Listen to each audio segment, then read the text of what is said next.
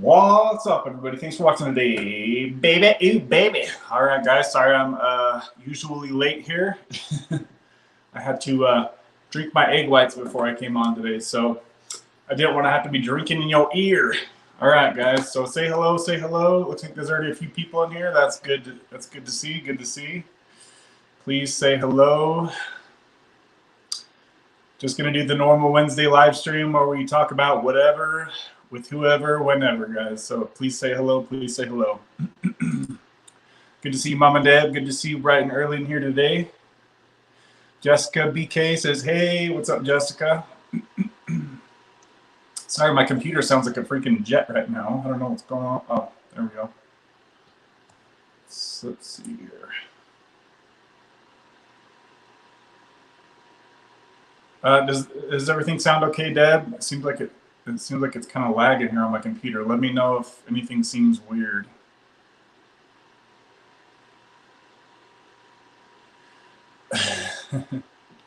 No problem, Kev. Hi, Izzy. Izzy's out there in the hallway chilling.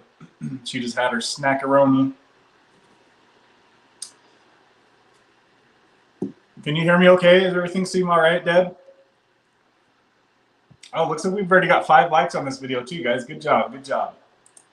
Hold on. I need to refresh this, guys. Give me a second, please. My computer is like not working right now. Yep, sounds good. Okay, just let me know if anything goes weird or wonky, because my internet on the computer is like not working right now. So Deb says it's snowing in North Maine. You know what, Deb? Our snow here in Utah literally just barely cleared up like an hour ago. It has been snowing constantly here for the last month, honestly. It's been so freaking bad. I can't even, I've never seen a winter as bad as this winter. And finally, the snow just cleared out, so there must be a delay. Yeah, my computer is not, the internet is not working at all. I'm kind of worried here, guys. I might have to reboot this computer real quick. But I should be able to stay on the phone here with you guys here. As long as everything's okay with the stream, just bear with me here for a moment, guys. I'm going to exit this out.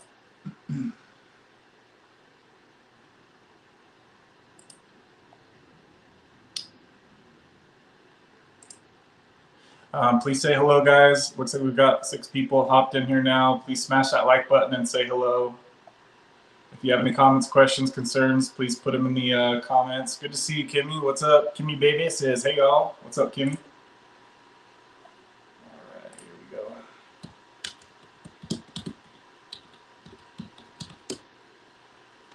we go. Sorry about the loud computer here today. All right, it seems like it's working better here, guys. There we go. There we go. All right, all right, all right. Should be good now. Sorry about that. All right. Marky, are you here? Okay, now I can see the comments. 7 likes on the video. Good job, guys. Good job. Smash that like button, baby. Sounds good here. We still have a foot in places, and it's all ice and crap. But when the sun is out, it melts. Yeah, the sun just barely came out for us, so I'm seeing the snow like melt so fast right now. I'm very thankful for that. We're gonna have 70 degrees next week. I'm so excited. So excited for next week's weather. I just can't believe how long and how much snow we've got this year. I think we're up to like 800 inches now here in Utah of snowfall for the year. Hey Deb, Kimmy says we just had a horrible thunderstorm, so I was hiding in the bathroom. Uh-oh, that sounds scary. I seen that Nicole was talking about how she was worried about like tornadoes and stuff in her top level of the apartment. That would be scary to think about that. Like a tornado kind of ripping your roof off. Woo! Because I'm on the, where I sleep is the 3rd floor. So sometimes when the storm hits really hard, like I can feel my bed like moving, or it's like, it feels like my townhouse is moving. It's kind of scary. And my window it seemed kind of flimsy in my room. So I'm like, dude, that thing better not freaking bust out. Knock on wood. Today, I am 1 month already, Deb. That's 1 month off of Suboxone, Deb Woods. Damn, I can't believe how fast that time goes. How is that a month, Deb? How are you feeling? Do you want to hop on here and chat with us today? If so, let me know. I'll throw you a link. 70 degrees here in New York. Oh my gosh, lucky. Deb, are you still having any issues with anything about withdrawal? Like, you got like loose stools and stuff still, or is that all normalized yet? What about insomnia and restless legs? Do you have any of that stuff at all? I haven't had time to catch up on, I haven't seen if Zach has put out any new videos, but hopefully Zach's doing okay too. I know he's probably doing really good. Has anybody talked to Reed? I haven't heard or seen anything from Reed for a while. Just hoping he's okay. Hopefully we can get an update on him one of these days. Congratulations to Mama Deb being 1 month off Suboxone. El Suboxone.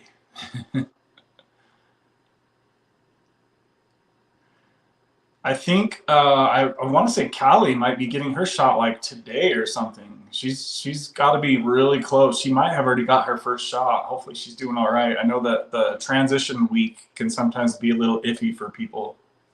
So hopefully she's doing okay. Kimmy says, yeah, I'm in a 3rd floor apartment. In New York? For some reason, when I picture New York, I only like picture huge skyscraping buildings. Congrats, Deb. That's amazing.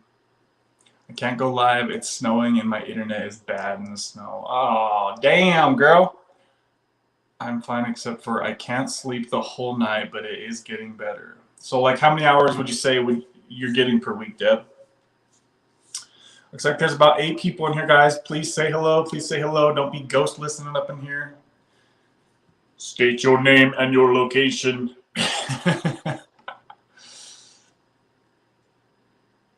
I bet Marky's in here ghost listening right now. He's about to pop in and say hi. Watch. I feel like Marky's about to say what up. New York State. Oh, not the city. Haha. It's a farming state. Okay, I'm near Syracuse. That's funny. There's a city out here kind of near me, called Syracuse as well.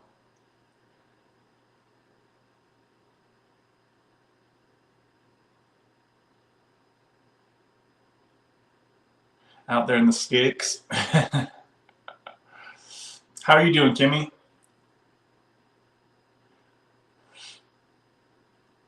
Deb's getting about 5 to 6 hours of sleep right now. That's not too bad. That's doable right there, right? I feel like anything over 4 hours is kind of doable. I mean, it's not the best, obviously, but it's definitely not the worst. Well, I'm so happy for you, Deb. I'm so freaking happy for you. How long was your taper all in total, Deb? Could you remind us how long your taper was and remind everybody what dose you came from? I don't want to say the dose, but I'm pretty sure I remember. But just give us like a recap of your situation if you could, Deb, just for the people that haven't heard of your story before.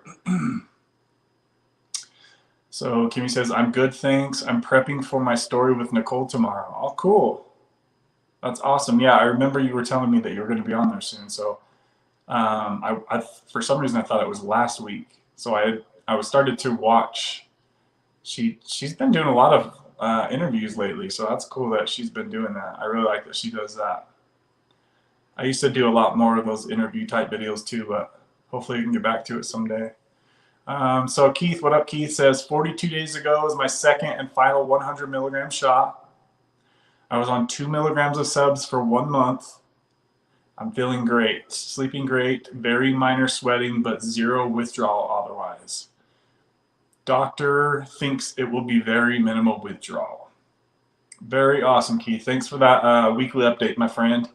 it's always good to see people giving us updates like that on their situation. So as you guys know, we like to share. Other people like to share. I like you guys to share what you guys are going through because everybody's on their own level, right? So I always would like it. So you guys see how Keith gave us like that snapshot for the week.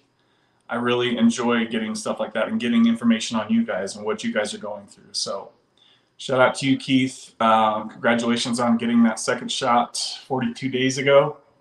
Hopefully that is your last shot, man. Let us know how that goes, buddy. I was on 2 milligram subs for 1 month. Feeling great, sleeping great, sweating.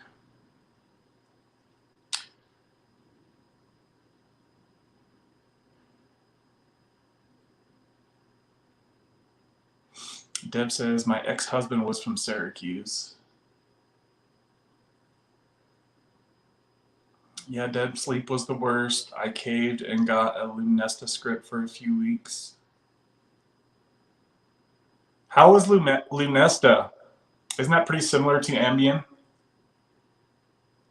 Once I tried to get a prescription for Lunesta, and it was so expensive many years ago. I was like, no, I'm not paying that. It was like $300.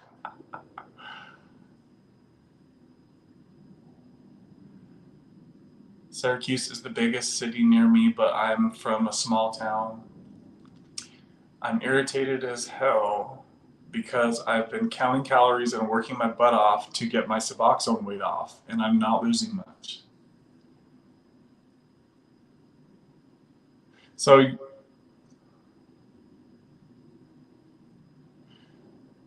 Lunesta is generic now, so it's cheaper. It's Ambien cousin, not as strong. Okay, gotcha.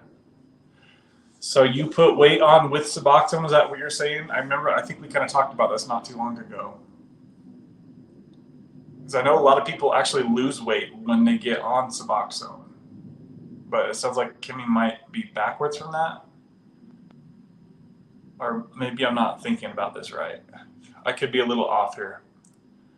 I started serious tapering. So Deb says, I started serious tapering in May. I was probably down to 2 milligrams then. Sorry about the jets, guys. Then the last 0.5 milligram was the hardest. She got down from 1/10 of a milligram and stopped. So for all you guys that don't know Deb's story, that's what I just read. She started seriously tapering last year in May. So she really put in work for like a good 10 months to go from 2 milligrams down to 1/10 of a milligram in about 10 months time, guys. So if you guys are kind of wondering what a long, slow taper controlled down to a really low dose would look like, that's it right there. She said the last half of a milligram was the hardest, and I could definitely relate to that as well. It just seems like it gets harder and harder with each time you go down lower, below 2 milligrams. It just gets harder and harder the closer you get to zero. For obvious reasons, right, guys? Because you have that much less of your opiate receptors being touched by the medication.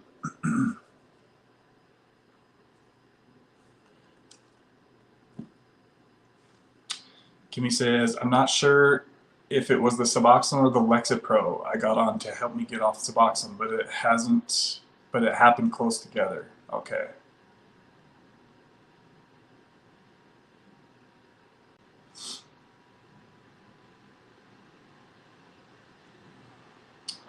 Devin Stone, what's up, says, hi Kevin, I'm new here on the live stream, but I've watched a bunch of your videos and live streams, so I feel I kind of know y'all. I'm trying to quit subs too. I've been on for 4 years and currently at 1/4 of a milligram. So what's up, Devin? Thanks for the comment there. Congratulations getting down to 1/4 of a milligram. I've been down to that dose, and I know it's pretty challenging to get that low. So congratulations to you, and it sounds like you're right there on the home stretch, my friend.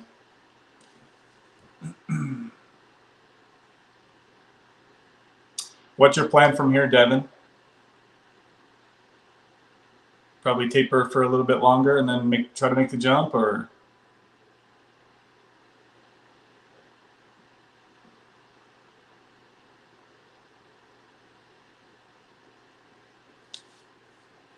Kimmy says, that's awesome, Deb. I probably tapered too fast, but I was impatient. I went from 8 to 4 to 2 to 1 to 0.5 to 1 to 0.5 and then jumped. Oh, 2, then 1.5, then 1, then 0.5. Sorry, I read that wrong, guys. In about 5 to 6 months. So, damn, Kimmy, yeah, that's putting in some freaking, that's a fast taper right there for sure. And how long have you been off of Suboxone again, Kimmy?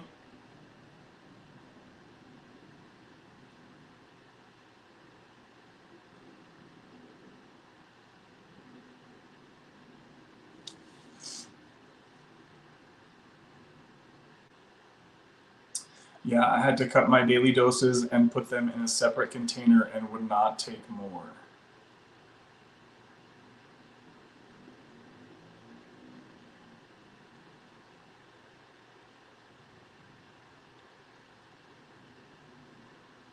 I'm so sick and using Kratom just a little to skip days. I gotcha. Yeah, just be careful with the Kratom, as you know. It sounds like you've already heard me probably say this 100 times. So you're doing what, 0.25 every other day and then taking a little bit of Kratom on your day off, or what? Just kind of bouncing back and forth? Measure your doses. Yes, measure your doses. Absolutely. And take your time. Your body will tell you when you can jump without a lot of withdrawal. Great points there, Deb. So Kimmy said I was only on 2.5 years, and Kimmy's been off for 16 months. So yeah, I think that's a good point. That it seems like people who have been on Suboxone less time, they can get off it a bit easier. It kind of seems like.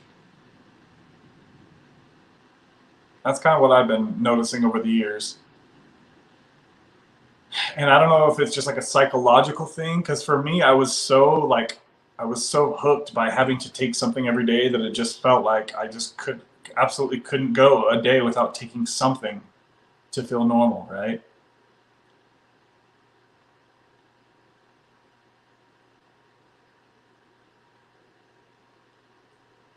Kimmy says, or Deb says, Kimmy, my pants are getting tighter. Oh, so you're starting to gain weight now, Deb, that you got off? See, I noticed that too when I got off Suboxone too. It was like, at first I kind of lost weight because I was kind of sick from the withdrawal.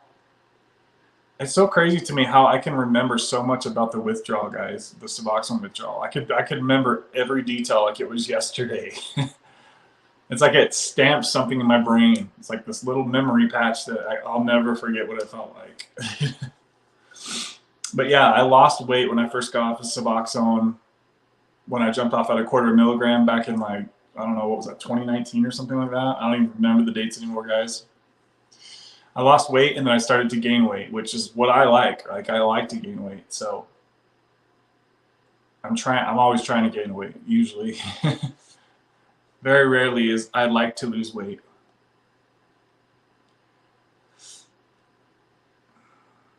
Devin, the Kratom likely isn't necessary. Even at such a small dose, it still stays in your system a long time. Withdrawal shouldn't really even start for 72 hours. See, that's interesting you say that, Kimmy, because when I was down to low doses, like 1/2 milligram or 1/4 milligram, I literally could start to go into withdrawal the next day every time. I'll forget. I'll like the girlfriend that I had at the time. She knew I was going to jump off, and I was literally the next day, and my back was drenched in sweat. She's like, "What the hell is wrong with you?" And it was just like normal, chill day, and I just started getting soaked. So for me, my withdrawal always kicked in the first day because I tapered down to such low doses. I think when you're at higher doses, usually the withdrawal can take, as she said, 72 hours to kick in. I know for people who are like, 8 milligrams, 16 milligrams, definitely the withdrawal usually takes 4 or 5 days to even kick in. But I think just how my metabolism is with Suboxone, it really goes through it really fast. So I always kicked into withdrawal like the very next day. But it seems like we're all different with that. And also, I know the dose really can depend on how soon your withdrawal is going to kick in. I know people like that are on 16 milligrams, like they can go, sorry, I keep saying like, it's bugging the crap out of me that I'm saying that. Now it's gonna really bug me when I say that. So people that are on 16 milligrams, it usually takes them almost a full week sometimes for the withdrawal to kick in because of the half-life of the medication, right? Once I stopped twice daily dosing, it was much easier. It was in my head that I needed to dose more, and it wasn't true.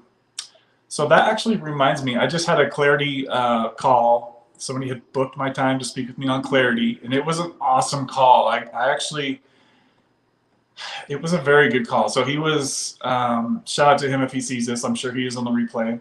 So he's going to be going from Suboxone to Sublocade in the very near future, and he's an older gentleman, a little bit older than me, we'll just say that.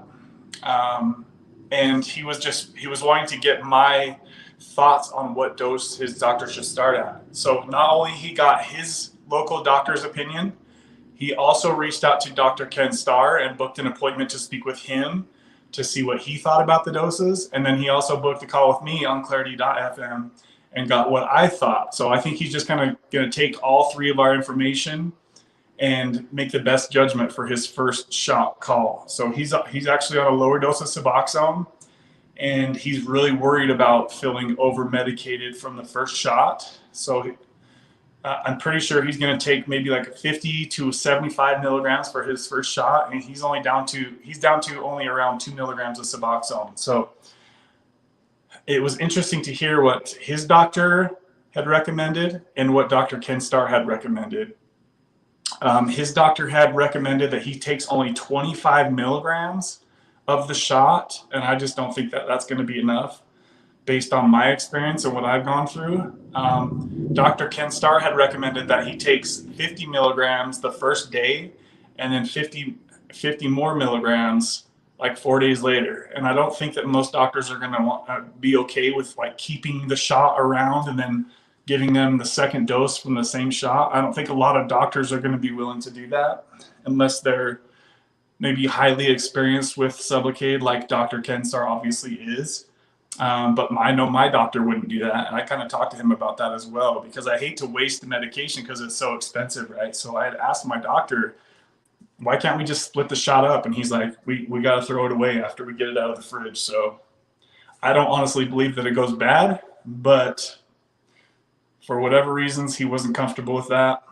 So I didn't really want to push it when he said that. So it's just cool to see. That was a great call. I'm excited to hear how his transition goes. But he was really worried about feeling over-medicated. So he's really kind of wanting to make sure that he goes on the lower end, if possible, to start his Sublocade shot, right? So, because his worst like feeling is to be overly medicated by buprenorphine. So really cool ideas that the other doctors had, and just cool to hear like what other people are thinking about the transition doses.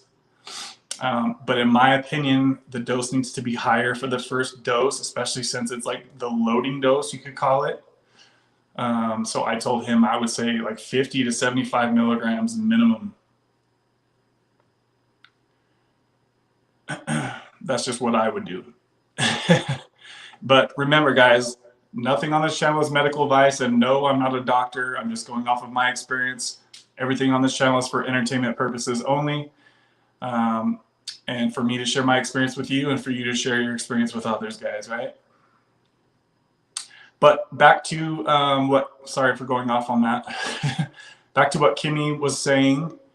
So I kind of agree with her about like kratom probably shouldn't be coming into the picture, but I mean, everyone's going to do what they're going to do, right? I would rather just stick with Suboxone and keep tapering if possible, rather than bringing in another medication or drug, I should say, or substance, and bouncing back and forth between kratom and Suboxone. I always try to stick with one if you guys can. Obviously, you guys are going to do what you're going to do out there, right? But sometimes I can go 60 hours and only use 1 to 3 grams of kratom when the withdrawals get so bad I can't take it. That's good. Okay, so at least Devin understands how to measure kratom, and he's taking really low. Hopefully it's a he, sorry. Devin's taking 1 to 3 grams of kratom, so really low doses, all things considered, right? So that's good.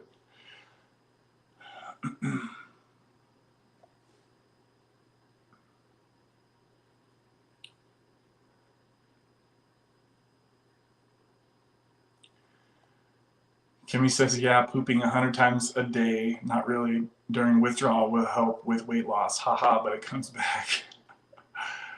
Oh, I hate that. Temperature change, hot, cold, chills, skin crawling was what I hated, so clonidine helped with that. Good luck. Good to see you, Peter. Peter, my man. Let's see, thanks, Dev. I'm no rush, but excited to be off. Yeah, you're really close, Devin, so congratulations. I'm sure you'll be off soon, my friend, so just don't rush it. Take your time. Be safe. Be good to yourself, my friend. I feel like that's psychosomatic to an extent, though, because bupe is so potent even in the microgram doses. No, Kimmy, I know exactly what withdrawal feels like, and there's no way that me having restless legs on the first day could be, something that I created in my own head. And now keep in mind too, though, that I can't think. My metabolism has always been super, super fast. Like whenever my friends and I would be on something or another, it would always kick in instantly for me. And they'd never really believed me. That was funny. I was like, I'm being dead serious. I'm feeling this right now. And they were always like a day or two behind me. So maybe I'm just a super, super speedy metabolizer. Freaking snow would melt, walk it off. The nearest gym is an hour drive. That would suck. Ken Starr is awesome. I also started NAD Plus a week ago, and it is helping. Another tip I found watching Kev's videos with Dr. Ken Starr. Yeah, the guy I was just talking about on the Clarity call that I had with him, he also was talking about that as well.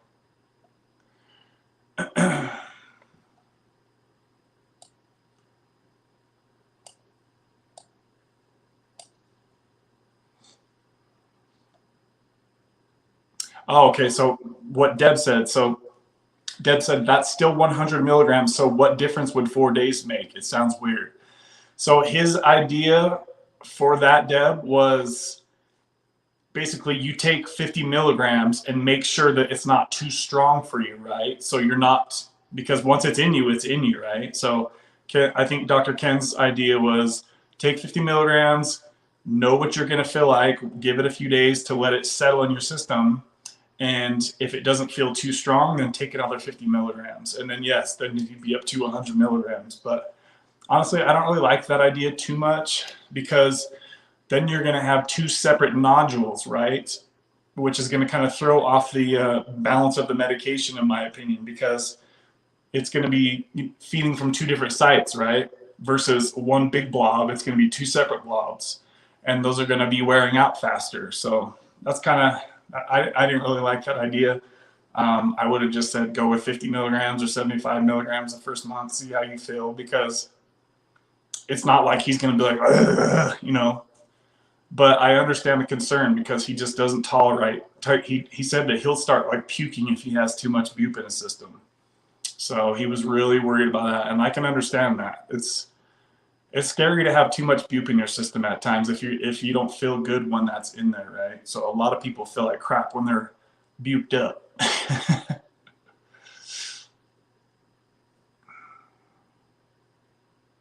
So I'm sorry guys, I can't read very well today. Kimmy says, so I'm of the opinion that most addicts are better educated about their disease and treatments than doctors.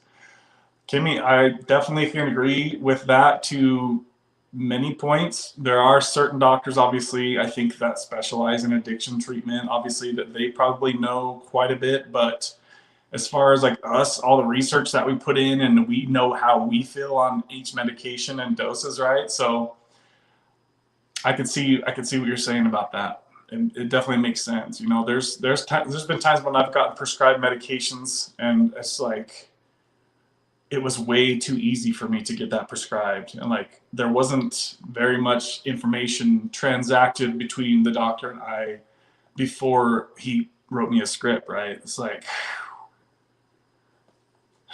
sometimes it can be a little too easy to get certain medications, I think. Hey guys, Kevin, I tried to send you in my email, and I think YouTube kept deleting it.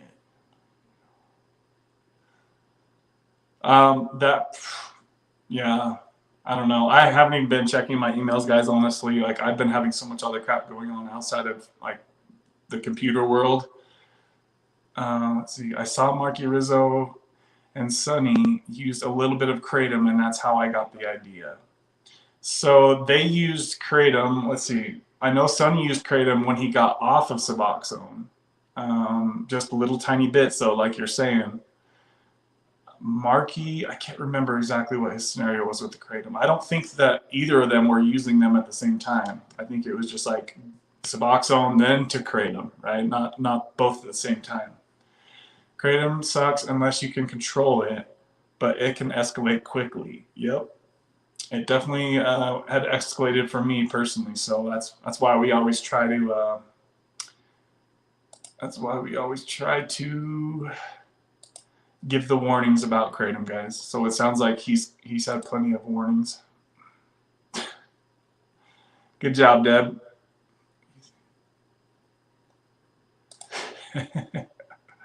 Deb taking care of my light work. Thanks, girl. What's up, Carrie? Good to see you. Oh, there's Marky Rizzo. What up? What up?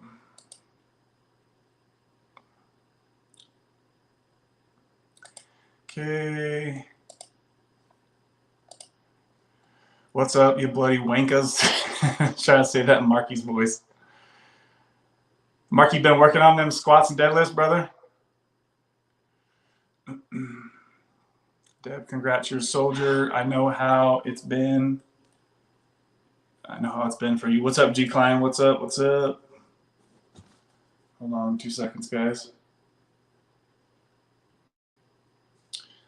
Getting caught up in the comments. Oh, Zach's already in here. All right. Zach says congrats. Oh, sorry, I missed some comments. I'm going to go back up here.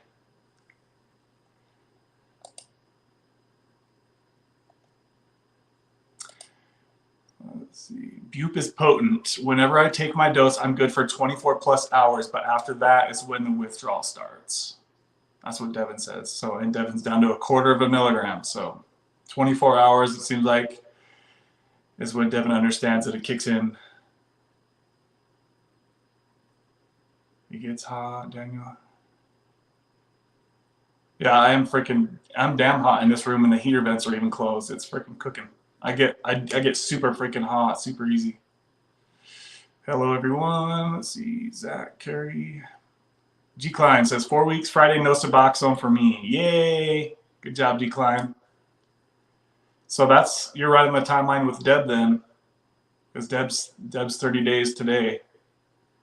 There's a lot of people, guys, that are moving on from Suboxone. So I'm really proud of all you guys who have put in the work, you've tapered, or if you've just got the gall to cold turkey and you can do that, that's extremely incredible that people can do that, and that's very impressive. I definitely couldn't do that.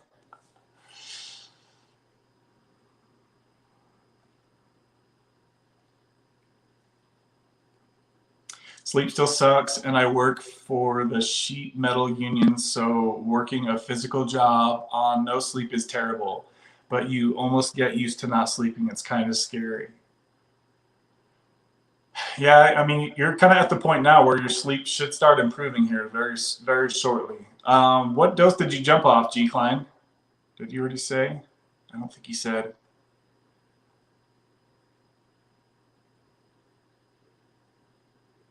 So Zach's at 6 weeks. God dang, you guys, I can't believe how freaking fast time goes. 6 weeks already? What? Time is going way too fast right now, guys. Way too fast. Side note, looks like we've got 11 likes on this video, guys. If we can try to get that up to 15, I'd really appreciate that. Baby. I guess now's a good time to go ahead and thank the contributors of the week. So Mama Deb was the sponsor of the week with a $10 Cash App, baby. Shout out to you, Mama Deb, for being the contributor of the week, and also shout out to Mama Deb for being 30 days off Suboxone today, guys. Yay, Mama Deb. We also have Marky Rizzo and Gary R. hook it up on the Cash App, and Gary hooked it up on the Venmo. So Gary actually sent me kind of a video request idea with his donation. So I am open to that. If you guys, if there's something you guys want me to make a specific video about, addiction related or not, and you would like to send a Venmo or a Cash App donation, then leave what you would like in the description when you make the sponsorship, guys, and I'll be sure to make a video for whatever it is that you want. So Gary actually wanted me to make a video about my teeth whitening. So I'm going to make a video for him about that, explaining how you guys can get your teeth bling blinging.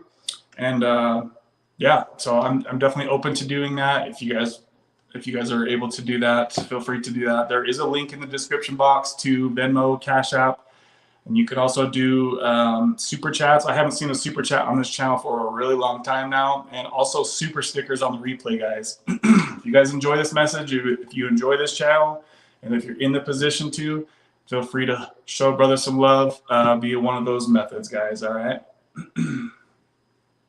So let's see, sleep. Oh, I already read that. Let's see, 6 weeks. Asswipe Daniel. Good job, Deb. Yeah, just go ahead and get rid of him. I ain't got no time for that up in here. I'm sure you already swept him on out of here. Asswipe Daniel. Oh my God. That is hilarious. That might be the funniest thing I ever seen you say on here, Deb. Oh my God, that's freaking funny. Asswipe Daniel.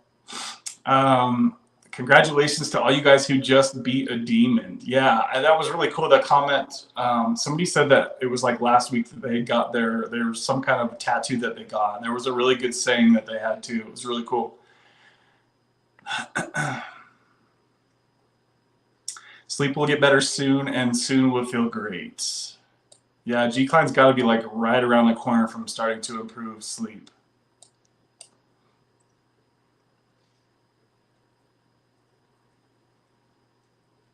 Oh, so Deb says, I heard from Reed and he's doing good. Okay, awesome.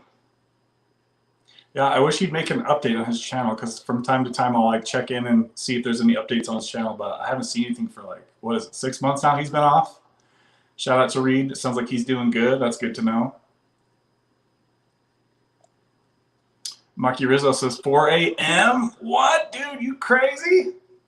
So that, oh my gosh, that video was at 4 a.m., dude. That is nuts. I don't know how people can work out so early. I could definitely not do it. I tried that one time, guys. Once. I've been working out for 20 years straight. Literally. I'm not joking. And I've literally only tried what Marky's doing one time, and I was like, this is not it. I could not work out early. I was dragging. Very rough stuff. G-Client says, I used Kratom for the first week and then stopped. I can see how people can get addicted to Kratom, but for me, I didn't really like it, thankfully, I guess. That's good. Yeah, some people, you know, it's funny because it's so up and down with the Kratom, man. Some people say they don't even notice anything. Some people hate it. Some people love it. So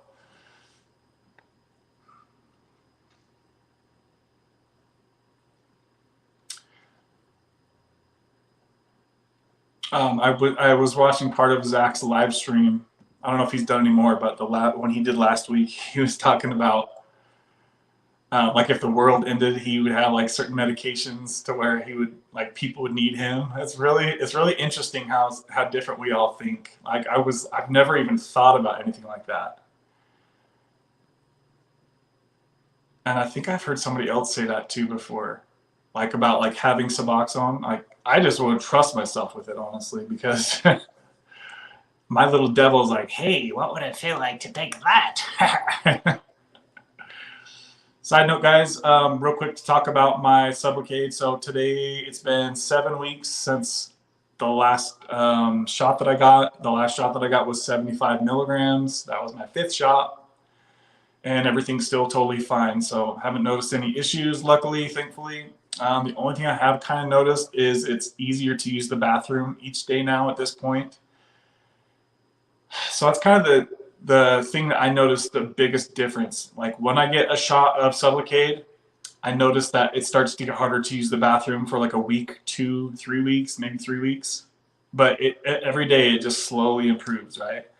So now where I'm at 7 weeks from my last shot, I can use the bathroom like a normal person right now. So I'm assuming from here that if I didn't get anything else, it would just keep getting more and more each day, right? More bathroom trips each day.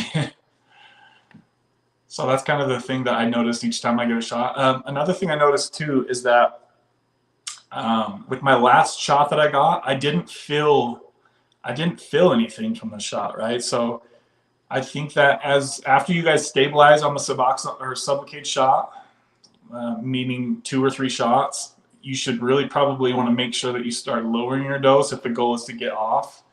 Because if you're feeling these huge spikes of buprenorphine after you get each shot, it's likely that your tolerance might be going up, right? So that's just kind of how I'm looking at it. After you've had a few shots, the goal should be to not really feel your shots. Kind of how Zach was talking about, if the goal is to get off of Suboxone, when you're taking oral Suboxone, the goal should be not to feel it each day, right? Not to feel this huge wave of whatever it is that you feel kicking in. So I kind of think the same way about Sublocade after you've stabilized. If the goal is to get off, talk to your doctor about lowering the dose so you're not feeling the shot kick in so hard, right? Let's see. Okay, so G-Klein jumped off of that 1/2 milligram, so that's a pretty high dose. Okay, so that makes sense why sleep is kind of still an issue at this point. So that's pretty impressive to jump off of that 1/2 milligram. I've tried that before, and I definitely did not do too well. Oh, where'd you guys go? Where'd you go? Sorry, I hit the wrong button here on the computer, guys. If you're in here ghost watching, please say hello. Please say hello. If you have any questions, comments, concerns, please voice them. Apparently somebody had an issue with my tank top or something like that. Asswipe Daniel, Deb calls him. He didn't like my tank top. Let's see. Whoever said the human body can't go more than 3 days without sleep is full of shit, Marky says. I don't know if I've ever done 3 days. I'm not gonna lie, I'll be feeling pretty rough. Congrats, Deb, on your 30-day. I'm so happy for you. Yeah, I'm so happy for all you guys, man. So we got G-Klein, Zach, we got Mama Deb, Marky. Like, all these guys have gotten past Suboxone, guys. There's a lot of people. We're seeing it right here in the comment section. These guys they've all done it, right? So it's definitely doable. Let's see, I already read that. I've seen something about Joe. Let me see where it went.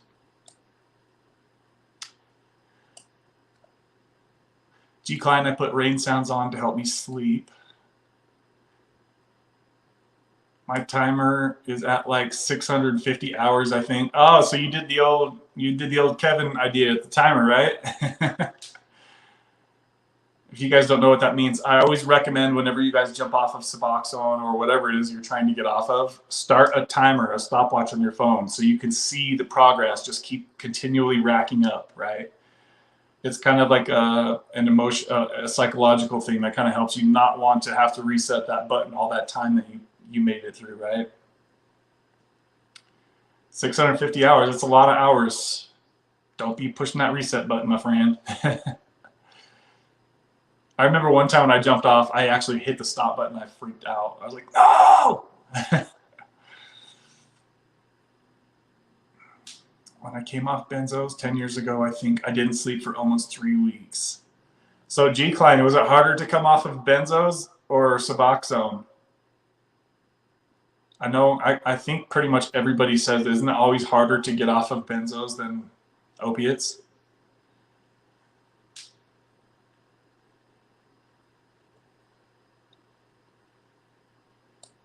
Carrie, good to see you, Carrie. Carrie says, Kevin, are you still getting shots or are you done now? So it's looking like I'm getting one more shot, Carrie. I still haven't even had my 6th shot yet because remember, I'm spacing them out. So hopefully you just heard what I just said about my Sublocade. So my last shot was my 5th shot, It was 75 milligrams, and I'm 7 weeks today from the last shot date. So I'm supposed to get another shot next Wednesday, but I might push it back. I don't know. We'll see what happens. I'm going to see how I'm kind of feeling towards the end of the week. I might push it back even further. My doctor didn't really sound too thrilled about the idea of me pushing my shots past 2 months. I think that you might start to kind of run into issues with like the tattoo. Where did I read tattoo? Oh, Kimmy said tattoo. Where that was Kimmy. Yes, that's it. That's it. The devil whispered, "You cannot withstand the storm." The warrior replied, "I am the storm." Yes, that was exactly it. I love that. I love that.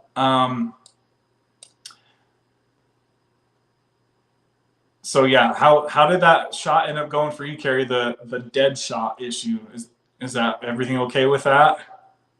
Yeah, I heard what you said. I asked the question a couple minutes later. You updated us. Okay, yeah, I know I'm kind of behind a little bit in the comments now. So sometimes there's like an issue with me when I respond to when the questions were answered. You guys know how I roll around here. Whatever happened with that shot, Carrie? The dead shot, as the doctor. So Carrie had an issue, and I think her doctor or the person who injected her kind of goofed up on the injection, like I think happened to me last time. And what happened was the doctor went like too close to the skin on the injection, like almost went too far out on my injection site. So I think that's what happened. I don't think I had a hematoma as he thought that it was. I think he just went too far on the injection, because he's been getting so comfortable with my injection, guys. I literally stand and I put my arm on him as he gives me the injection. He's standing right in front of me. So next time when I go in for the last shot, I'm going to do it the way I think you're supposed to do it, and that's to lay down and have them give you the shot that way. But he's like so comfortable with it, and it's not even a big deal to me at all. So I'm just like, all right, go for it, dude. So just jammed it right in. No issues at all. But obviously it kind of was an issue because I think he went too far, too close to the skin on that one. So I'm gonna make sure next time I'm like, hey, dude, put that right here. He always asks me where I want him to put the shot.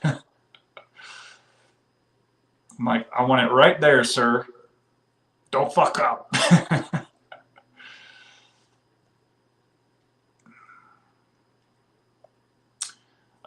Okay, so Carrie says, yes, it healed. There is a small black spot where it was. I was supposed to go in tomorrow, and they canceled on me, and now I don't go back until Monday. See, Carrie, I knew you'd be all right. I knew you'd be all right. So Carrie's doctor thought that this shot could just somehow magically die, like it was like a living animal placed inside of her. I'm like, it doesn't die, dude. It's in your freaking body. So yeah, if you're somebody who gives Sublocade shots and you kind of goof up, don't freak your patient out by telling them that the shot is somehow dead in you. It's not dead. It's just a medication that's going to go away in time. Maybe it takes longer for it to go away somehow, but I definitely wouldn't. I wouldn't want to hear my doctor tell me, "Oh, that $1,500 shot we just put in you is dead." Don't say that crap, man. It's not dead.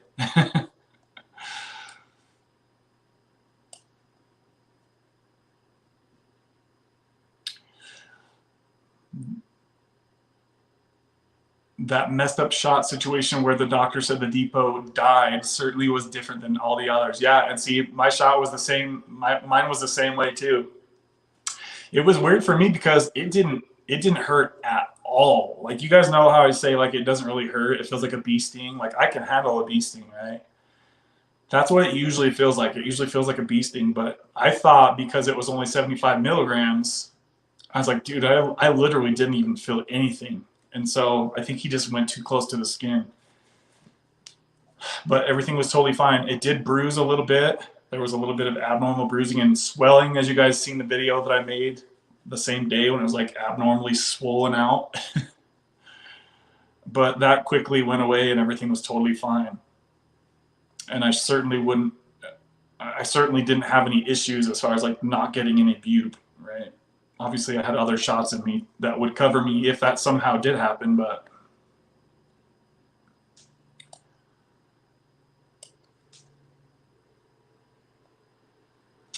Jay, what's up, Jay? Says, get Joe C on here for some therapy and support. I don't know if Joe would come on here, honestly, man. Have I had him on the channel before, guys? I know that I made him start his channel when he was tapering Suboxone. I honestly don't know if he would come on here on a live stream. I would love it if he could. I would love to talk to him on here.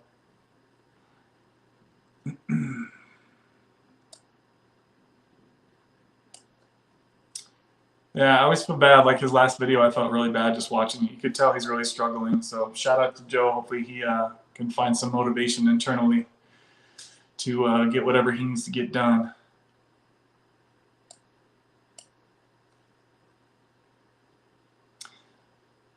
I get up at 4. That was probably around 5:30. Damn, so you're out there working out before the sun come up.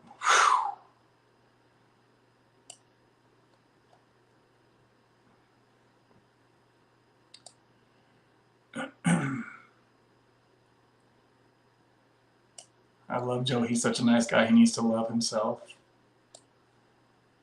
I have 10 boxes of subs saved because the doctors at first wanted me to take 16 milligrams a day, which I never did, so I have a stockpile. I figured I'd just keep just in case the end of the world. So G-Clan got, yeah, I hear a lot of people talking about the end of the world stuff, so maybe I'm not worried enough about that kind of stuff. It sounds like a lot of people are kind of worried about that.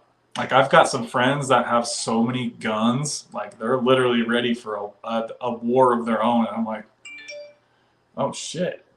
Like, I don't really ever think about that stuff.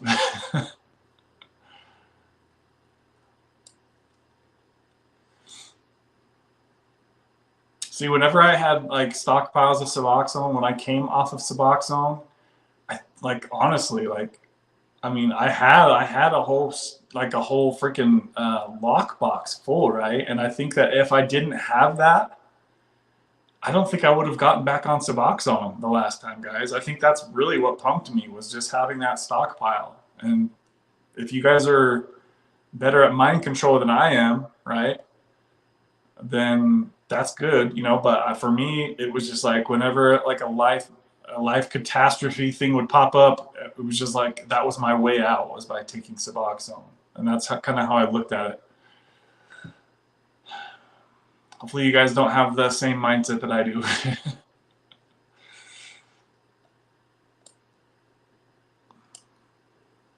What is wrong with my internet?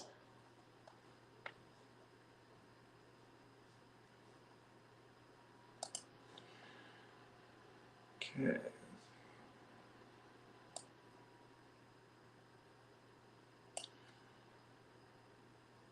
I love Kevin. If anybody gives him crap, they are gone. I tried to give them a chance at first. Yeah, Deb, I appreciate that. Yeah, we don't have much tolerance for people like that guy, for sure. So thanks for handling that, Deb. Zach, yeah, I actually gave them to my mom who lives like 30 minutes away. So benzos for sure are harder to get off. Okay, so you don't have the Suboxone in your control. Okay, I really like that. That makes a big difference for sure.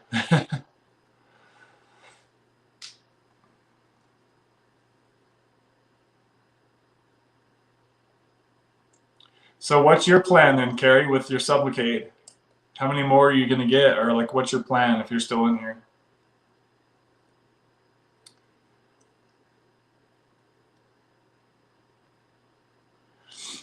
She said that the depot died. It was so weird. She said it would just live in there now. You should have been like, well, how does something die that's dead live? Yeah, that makes absolutely no sense to me. Like, what I would have been like, what are you talking about, man? For me, that shot hurt worse, way worse. The injection site got red, bruised, and looked terrible. Personally, I think I got bupe from it. It was a rough few weeks, having cravings. So, let's see. As soon as I get the next shot, I felt much better. Okay, so you've already kind of moved on from there. All right. So what's your point, or what's your plan from here, Carrie? Are you planning on staying on Sublocade for a while, or do you have like a set amount of shots? And are you going every month for your shot, or are you spacing them out, Carrie, if you're still in here? I tell everyone I know on Matt that if I can do it, anyone can do it. You just have to want to be done 100%. It's a lifestyle change. I remember the video you did where you burnt all the strips you had left. Yes. Yeah, that's definitely a memorable video for me personally, just because how like controlled I've felt by the medication for so many years. And it's now been over 6 months since I've taken an oral Suboxone. So that's been really nice not to have to think about that every day when I wake up, right?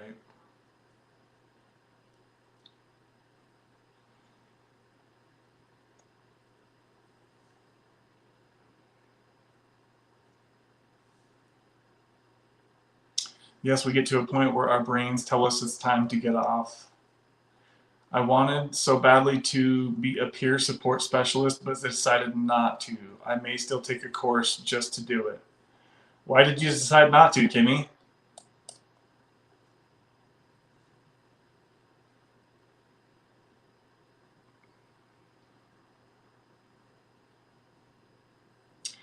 Deb, even nights when I don't sleep, I will get up at 4 a.m.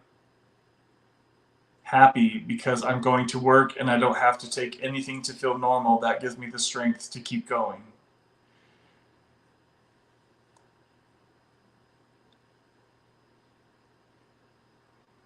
Zach says I'm going to make sure, I'm going to make sure I got a med kit. I bet Zach's got like briefcases full of like random ass meds. We're coming out to you, Zach. Yo, email or mail, message me. Never mind. I don't know what I'm trying to say, guys. G Klein isn't great. Isn't it great?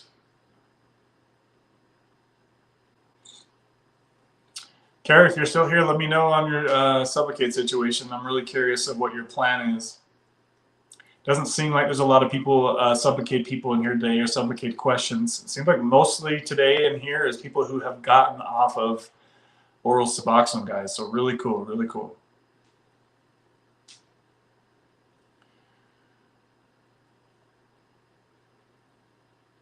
In my state, they require a ridiculous number of volunteer hours to certify, and I already work a ton. Plus, I love my job and make decent money, but I'd still like to do it. Yeah, see, I actually talked to my MAT provider about doing something similar, and it sounded like it was like a lot of schooling, and I was like, bruh, I can't do all that.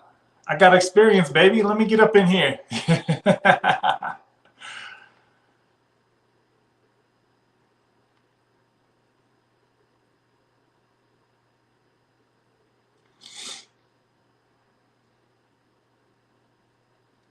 Deb, I feel like a young man experiencing life for the first time again. So G Klein, born again over there. I really don't think about taking subs anymore. That's good, Deb. Yeah, that's really good. It seems like every day, every day you put behind you, it's just going to get that much easier to not ever even think about it again. Okay, Carrie says, I've asked the doctor many times if I can space out the shots, and she tells me no, because that's not how the program, Sublocade, plan works. She says I have to come in once a month. Damn. Well, are they at least going to taper your doses, or are you just going to just go with like the copy and paste stuff? Like, so you're on the 100 milligram shots now, Carrie, right? So their Sublocade plan, what does that mean? Like, is there an end date that they're going to stop giving you shots, or are you just going to have to just say screw it and like not show up? Like, I don't know how that's going to work. Because it seemed like for me, my doctor was all about like 6 months. I keep saying the word like, and it's driving me nuts. I was watching a TV show, and the girl just kept saying, like, like, I'm serious, like, and then that was like all I could hear. I was like, oh, and now I'm doing it. Ah! I'm going to write like a big sticky, don't say like. Like, for real, Becky.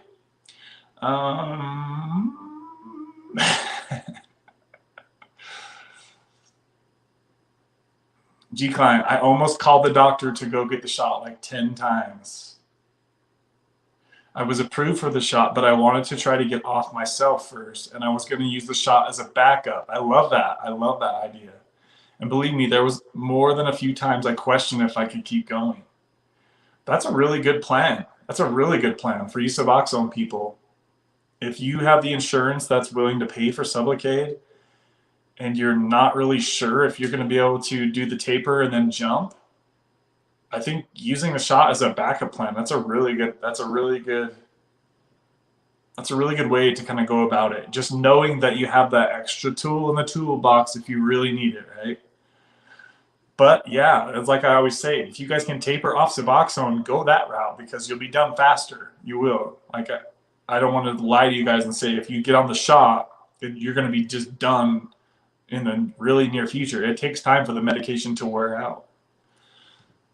It really just kind of all depends on what you guys want, what's important to you. Is it important to you to be buprenorphine free, or is it important to you to have a bup free P-test? Like, to me, I don't really care too much about that. I care about how I'm feeling. And I just don't want to go through like horrendous withdrawal, right? So it just really depends on what's important to you guys. And your suffer tolerance and how much time you have to taper. Like all these things come into play here, guys. I don't know what the heck just happened, but like the viewers dropped way off and now it's like spiking way up. I don't know what's going on with YouTube or if I'm having connection issues. But it like died out for a minute there. I don't know what happened.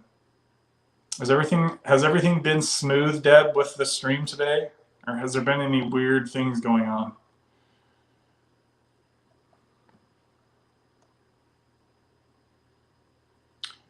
So where did Carrie say? Okay, so Carrie said the plan is 2 to 3 more shots. And how many shots have you had so far, Carrie?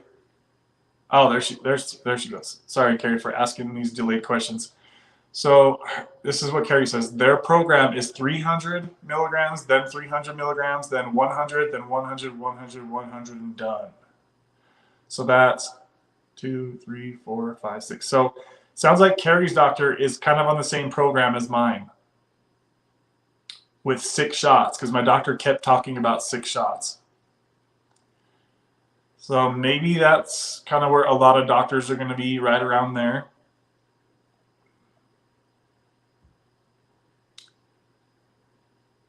So it sounds like Carrie's 1,000 milligrams, she says. Oh, that's what Marky says. So Sublocade will be my backup too. Finding a doctor that will do what I say will be the issue most likely. So I hope I can jump off of bupe myself.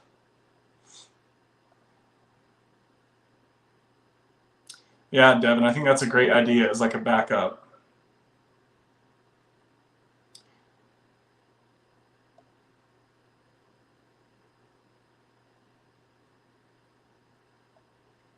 Laugh out loud on people that say literally 500 times. Did you guys see Kingdom Within had just moved to Seattle? Or was it, I think it was Seattle. I was watching a little bit of the end of his live stream. He said he was moving to Seattle. Hopefully he made the move. I think he was like taken off the next day. So hopefully he's doing okay. Hopefully he got up there safe. Laugh out loud, it's the Air Force Base. No, I have a lag because of the snow, but everything sounds good, Kev. Okay. What's the half-life of 1,000 milligrams? That's not the way it works, Marky. Because people will be getting shots throughout 6 months, right? So they're not taking it all at once. It's spaced out over 6 months. So what's 6 months? Like 200 days or something, like 170 days, 150 days or something like that. So you can't really calculate it that way.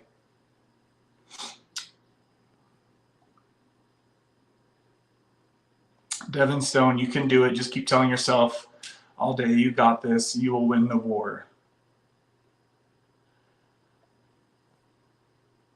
She said, then it will slowly over the next 6 months leave my system. Yeah, Carrie, that sounds about right.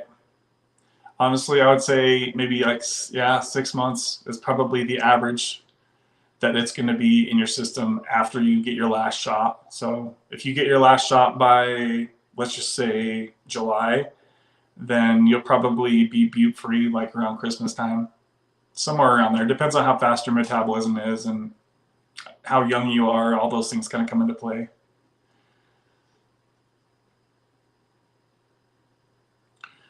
Sublocade stays in your system longer than a year. Yeah, I have seen somebody say it was longer than a year, and I have seen people say 2-3 months after their last shot. So it's, I would say on average, most people are going to be around 6 months after their last shot before they're all out. They're on E. Devin, I promise you that if you take your time, it will work. Tapering. I think the half-life of Sublocade is 45 to 60 days. Yep, and I always talk about the half-life on here, guys, 45 to 60 days. It's easier just to kind of round up and say it's 60 days. That's what I'm going to start talking about from now on the channel, because I keep talking about the half-life of Sublocade, and to say 45 to 60 days every time that I say that, it's just getting kind of old. So I'm just going to start rounding up and just calling it 60 days when I talk about this in the future, guys.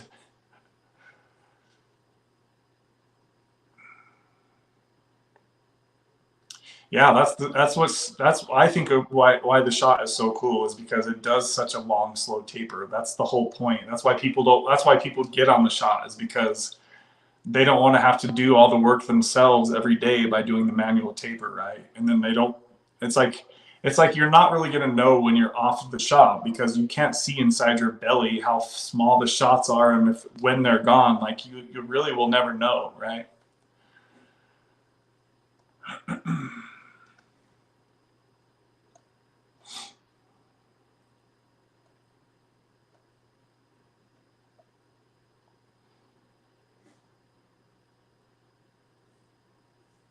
Like I don't, honestly, at this point, guys, I don't even feel any of the shots in my stomach anymore. I don't feel anything.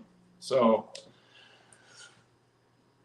my last shot was not even 2 months ago, and I already can't feel the little lump anymore. It's gone. I mean, there might be like a little bit of it left in there, but I don't feel it like I could feel it for the first 2 months or the first month and a half or whatever.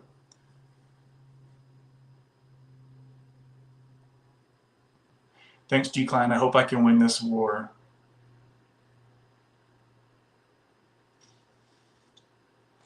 Positive affirmations, put that ish out in the atmosphere. You got this, even if it's not even a question. Marquee, that 6,000 milligrams is over a 6-month period.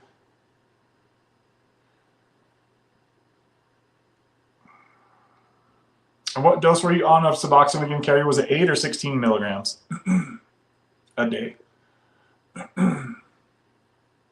I guess it really is metabolism. Yeah, metabolism really does change a lot, guys, because it's just been like, I've seen a lot of people talk about when their Suboxone withdrawal starts, and it usually ranges, for me, it's always the first day. And some people, it's like 5 to 6 days before it even starts, and that blows my mind.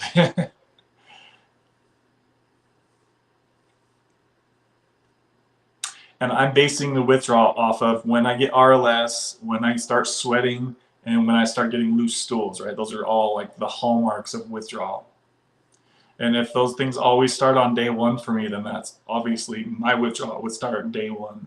But I never really was on that high of a dose of Suboxone, right? So it kind of makes sense why, for most of my Suboxone career, let's call it, I was usually on a really pretty low dose, almost always under 2 milligrams.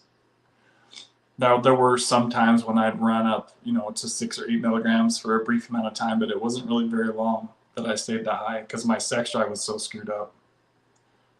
And I was like, this ain't gonna work. Coming here on a Wednesday is better than hitting a meeting for me. You guys rock. Thanks, G Klein. Yeah, it's kind of like the same for me. It feels the same way for me, just to get on here and talk about the issues that we've all gone through and are facing in the future too. It really helps a lot of us that get on here, and even just people that just listen to stuff in the background, right? So quick side note, guys, we've got 17 people in here, but I only see 16 likes on this video. We need to try to get that baby over 20, baby. So smash that like button, guys, if you haven't done it yet. We're running real slim on the like-a-ronies here. There you go, 17. There we go, 17 likes. We got 18. We got 18 in the house. We don't have 18. We don't have 18. Let's see. So Clay says there's 18. We got 18 likes, baby. Clay says I have had 2 300 milligram shots so far, and getting my first 100 in a couple days. Guys, I don't know what's up with my reading today, but it is just not working. So I'm apologizing in advance. Again, if I mess up what I'm saying here, I think the screen is kind of dull. This screen's kind of dull, and this is really bright right here. For whatever reason, I can't read too well today, so I'm sorry, guys. So congratulations, Clay. That's good that you're getting down to the 100 milligram shot. How are you feeling? So Clay came from 24 milligrams a day of Suboxone. Can you tell us how that transition was, going from 300 milligrams or going from 24 milligrams a day to the 300 milligram shot? Because there are some people who take high doses of Suboxone like that, and they're interested in the 300 shot, but some people are worried that it's not going to be enough. Was that enough for you, Clay? And how did that transition go? Please give us a little bit of info on how that transition has gone and how it's working out for you too, if you could. Sherry says, hey Kevin, just wanted to say I've been listening for a while and finally decided to say hello to everybody and say thanks to you and everyone else for sharing their experiences. Thank you, Sherry. Yeah, good to see you. I can see your picture on here. So shout out to you for coming out and dropping a comment here.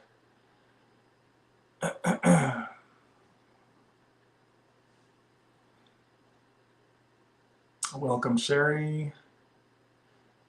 Kimmy says, who, me? 8 milligrams was my maintenance dose. Okay.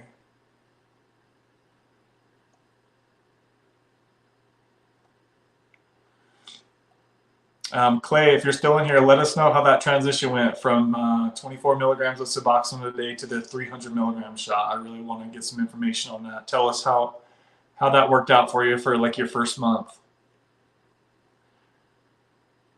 I'd love to know when everyone got their sex drive back. I'm 16 months off, and I feel like it's starting to come back a little, Kimmy says. So for me, it was pretty damn quick, honestly. Like, I felt like I could feel my testosterone levels like jumping like a week or so after I got off of Suboxone. I felt like they kind of crashed for the first week, and then it just was like, whew, just a little horn dog. And honestly, guys, like I've thought about that in the past too. Like, the word like, I can't stand it. All right, try to start this over again. So in the past, it's so hard not to use the word like. I've thought to myself, I was a little bit worried about coming off of Suboxone because my sex drive does go so high, right? So in a way, I've kind of thought like maybe this is a good thing. I'm not such a little horn dog. Like I would kind of try to justify it in a way. I guess I was just trying to find like the benefits in the situation that I was in. Just trying to be like optimistic, and that like word is driving me nuts, guys. I'm so sorry. Country. Yeah, we're seeing some new people in here, guys. All right. Country Way J says, I kicked opiates by working out with nothing. The withdrawals were hell, and I was on 30s and 80s and perks, 10s, but I kicked it with working out. 3 years clean, so it can happen, I think is what he meant to say. Yeah, I mean, you can really do, I mean, exercise really does so much for our souls and our bodies, right, guys? That's really cool, though, that he would refer to using nothing but working out, like almost like working out was his comfort net in a way, right? That's really cool. That's really impressive too. So you just cold turkeyed is what it kind of sounds like. Did a cold turkey oxy jump? The messed up part was Suboxone was stronger than my drug of choice, and that can be true for people aren't on high doses of oxys, right, or whatever it is that you were taking. And that was kind of the messed up thing about when I felt bad that I referred my buddy and his wife to the clinic that I was going to, where the doctor that they got paired up with was the old dinosaur doctor that thought that everybody had to be on 16 milligrams of subs. And that was just way too high of a dose for her. So all doctors are definitely not created equal. I will just say that as far as when it comes to prescribing Suboxone, there are some doctors out there who really have this stuff figured out. And then there are others like that old dinosaur doctor that thought every single person that struggled with opioid addiction has to be on 16 milligrams of Suboxone. That is like the most outdated way of thinking. It's like, dude, you suck. He actually died. I don't mean to be rude about it. He was actually a nice guy, but he was way too old to be doing what he was doing. I mean, the guy could barely freaking form a sentence almost. And he's in there writing prescriptions for heavy duty medications, right? Like, he was old. He must have been 80, 75, 80. He was up there. He was barely coherent half the time. Nice dude, though. Really nice dude.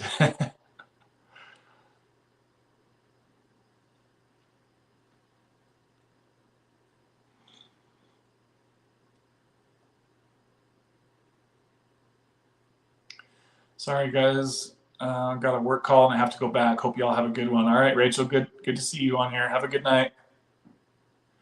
Kimmy, I'd say 6 to 9 months, but has gotten better recently. It progressed. Side note, Marky, so the guy that I was talking to, I was referring to about earlier, who I had a clarity call with, he was talking about how powerful the video was that I had with Marky and Sunny about what it's been like to stay off of Suboxone and get off of Suboxone.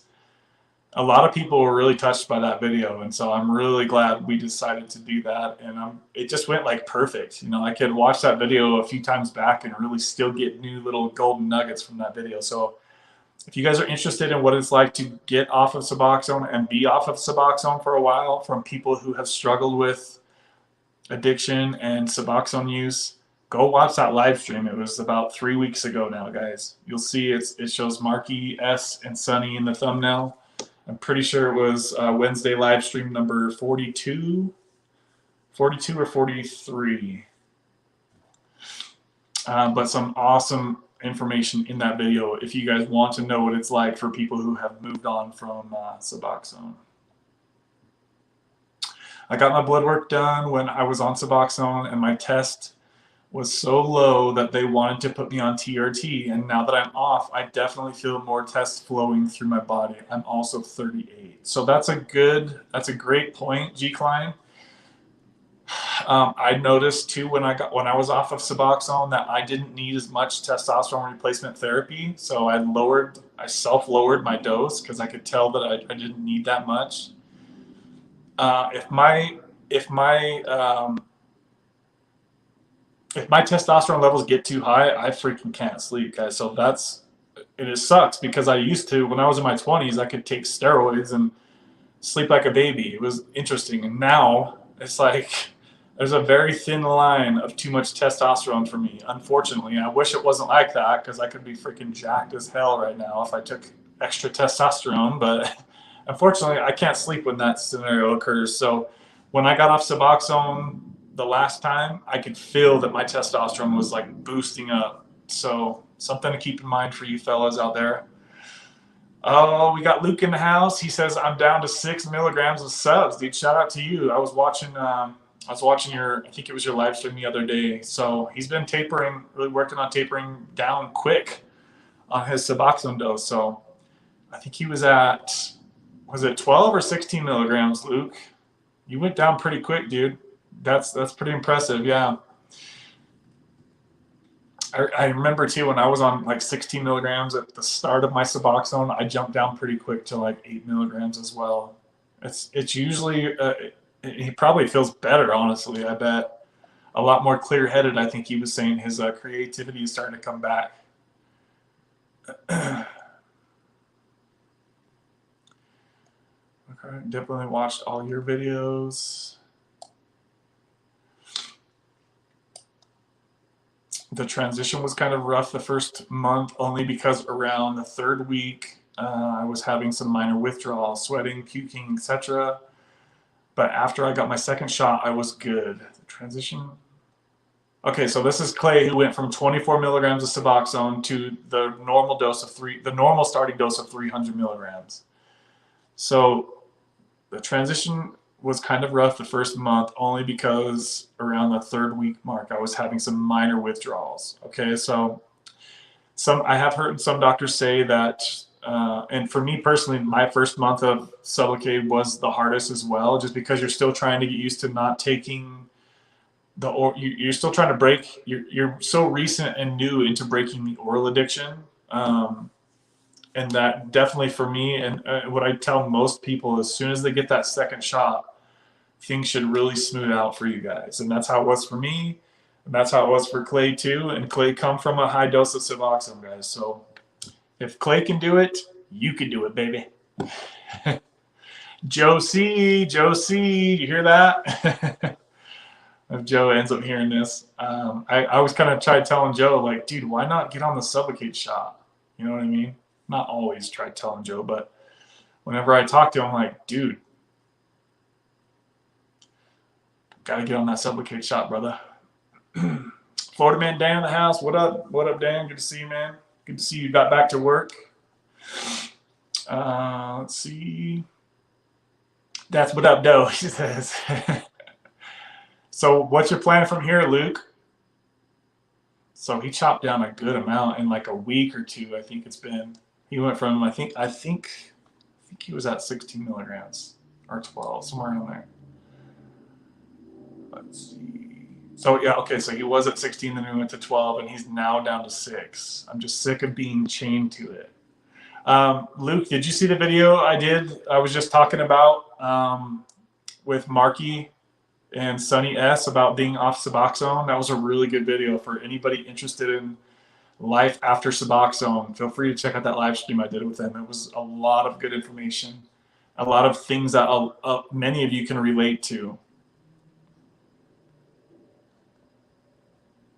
At 16 milligrams, I heard 85% of the receptor is filled.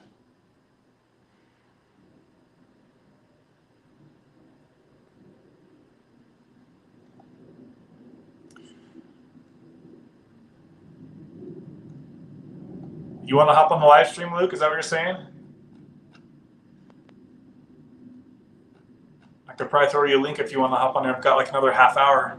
Let me throw you a link, dude, if you're hopping on. I think that's what he meant. Oh, that's true. Hold on, guys. All right, Luke's going to come on here and chat for a minute. Give me a sec to get set up. This freaking light's bright. Copy.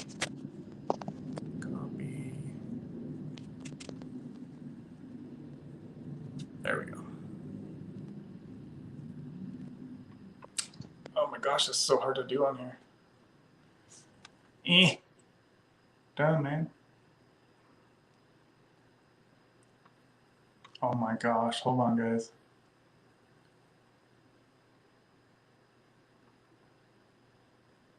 See.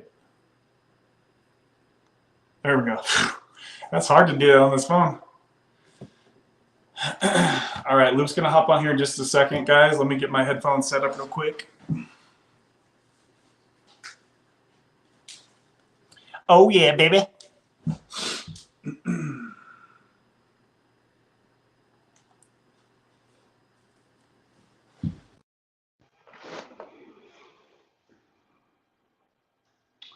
19 people up in here, guys. Don't forget to hit that like button if you haven't yet. We've got only 20 likes on this video, guys. Please smash that like button.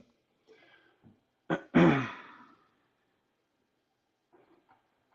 you guys still hear me okay? I can't tell if this is connected to here. Did the audio change?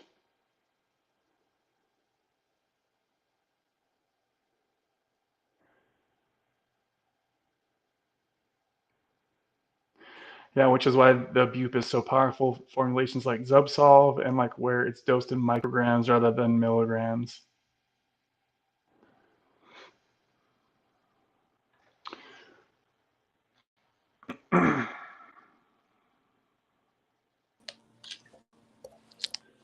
What up? What up? You guys hear me okay? What's going on? What up, man? How are you?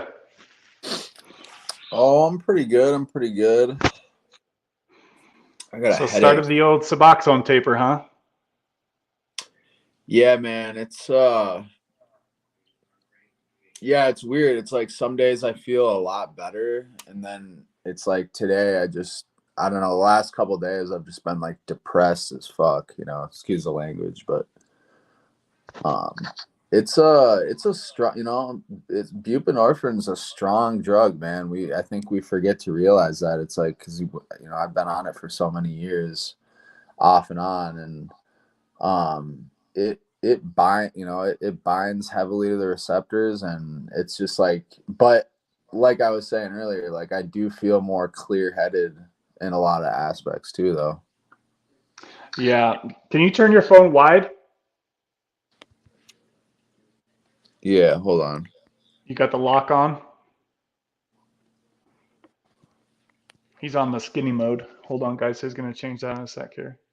I think I gotta leave and come back. Okay. It's not too big of a deal. You could just leave it. It's all good. Unless you want Okay. is it easy to hop out and hop back in? I'll try it real quick. Okay.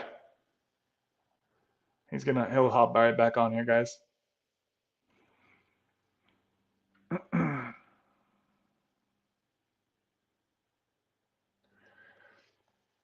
Looks like we got that up to 20 likes, guys. Can I get that over 25 likes if we can before the stream ends? I'd really appreciate that. If you guys have not yet hit that like button, please bang it out. Just, he's going to pop back on here in just a sec. I'm just watching for him to hop back in here. I'm listening, busy shopping with my daughter to get an outfit. Thankfully, I'm not going through withdrawal. Zach is like looking back. I'm sure it's nice for you guys who have made it past the withdrawal to hear when people are talking about tapering and stuff. It just brings you guys back to the moment, right? Yeah, it won't let me do the widescreen for some reason. Okay. It's all good, man. No worries.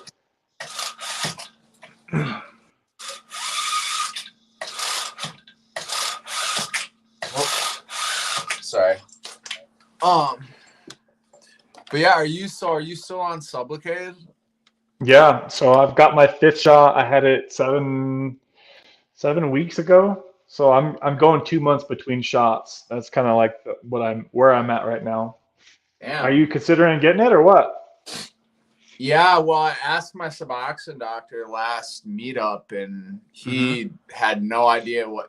I mean, my Suboxone doctor, man, he's just the typical guy who, is just a normal doctor, and he happens to have a Suboxone license. Like, he's not definitely not a Suboxone specialist. And I mentioned tapering, and right away they shut me down. They're like, no, we want you on this for at least. And like, so at that point, that tells me, I'm like, okay, these people don't have my best interests. Like, so I kind of just, because the thing is like, since I've been doing opiates since 2010, but I haven't taken a break from either, street opiates, Suboxone, or methadone since 2017.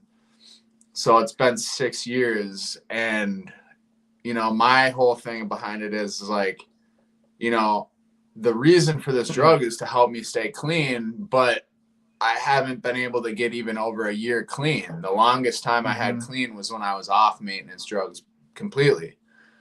So, and I'm not saying that's how it is for everyone else, but just for me personally, like I start to get really depressed on these maintenance drugs. Just so for me personally, at some point, if something's not working for you, and if the doctors still are like advising you against it, I mean, it's hard because the doctors are telling you to stay on it. But sometimes you have to like educate yourself and make your own informed decisions and like go with what your body's telling you and what your gut's telling you. And that's just what I'm doing, you know? Yeah, and I think there's a lot of people in that same position as you. You know, there are a lot of doctors out there that don't ever want people to come off of Suboxone or methadone or whatever it is that they're on for whatever reason. You know, whether that's they're going to lose a client or they're worried about them withdrawing, whatever it is. You know, I always tell people here on this channel that at the end of the day, it's you, the person that you're looking at in the mirror every day.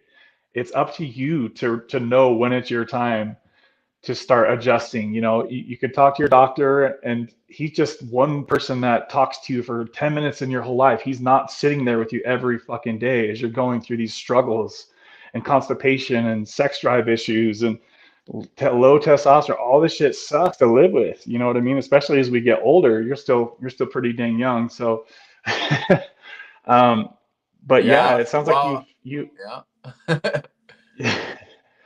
you really, it sounds like, when did you start tapering? Like a week or two ago or what?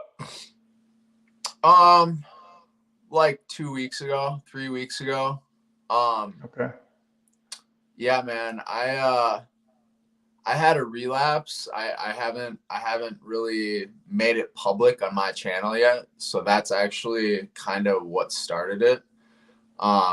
Because my probation officer found out about my YouTube channel. So now I'm kind of in this like weird situation where it's like, you know, because like I always used to just tell straight up like it is. And now it's like I have all these eyes on my channel, which I'm eventually going to tell everyone. But so basically what happened was I relapsed for like 3 days, right? I got some, you know, opiates, some, you know, I mean, I don't know what this stuff was, man. It was just a white chunk of stuff. And I also relapsed on meth. And this is the weirdest, this is like the craziest story you guys are ever gonna hear. Not like nothing crazy really happened, but just as far as like how it interacted with my Suboxone. So I used for 3 days, right? And my last day I used, I remember, was a Tuesday. I woke up Wednesday and it had been 24 hours since I'd used. So I figured, okay, 24 hours, I only used for 3 days. Like I should easily be able to induce on my Suboxone. But at this point, I was completely out of the opiates, right? So I take like 4 milligrams and 10 minutes later, boom, straight into precipitated withdrawals. And I'm like, what?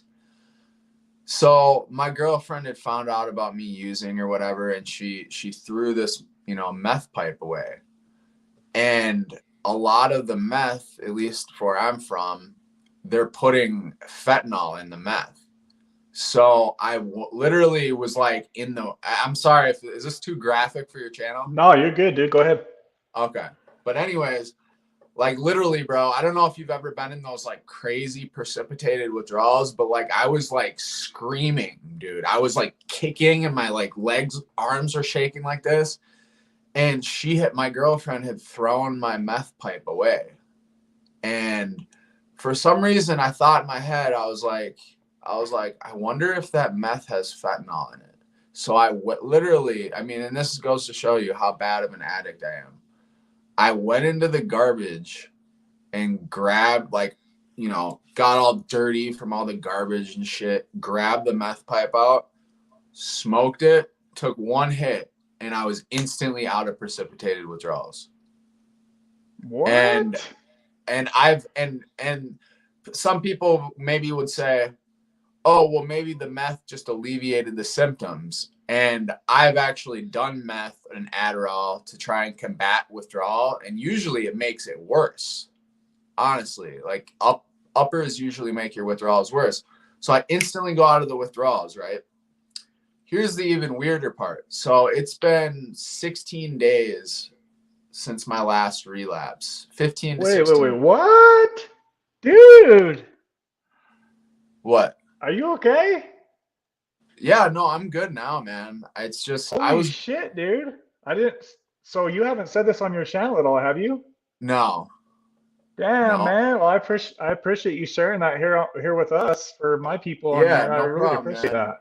I just, I didn't I'm just, I I didn't know if work. you were talking about like back in the day. I didn't know this was recent. No, this was 2 weeks ago, man. 16 Holy days ago. shit. And I'm so mad. It's that's why like I really tried to keep my YouTube secret, but just somehow like my probation officer found out about it. So it's just I haven't been able to speak on it like I want to speak on it. And Yeah. eventually like I'm gonna eventually be honest with her and tell her about it, but I just haven't worked up the guts to do it yet. But Yeah. here's the weirdest thing pertaining to Suboxone, though. So these new fentanyl analogs, they are very, they bind very heavily to your receptors, and they bind like for a long time. You know, it's not even like normal pharmaceutical grade fentanyl.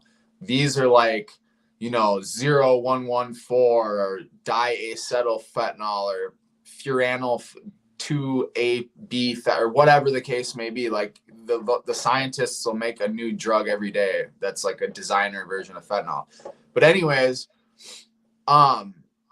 so let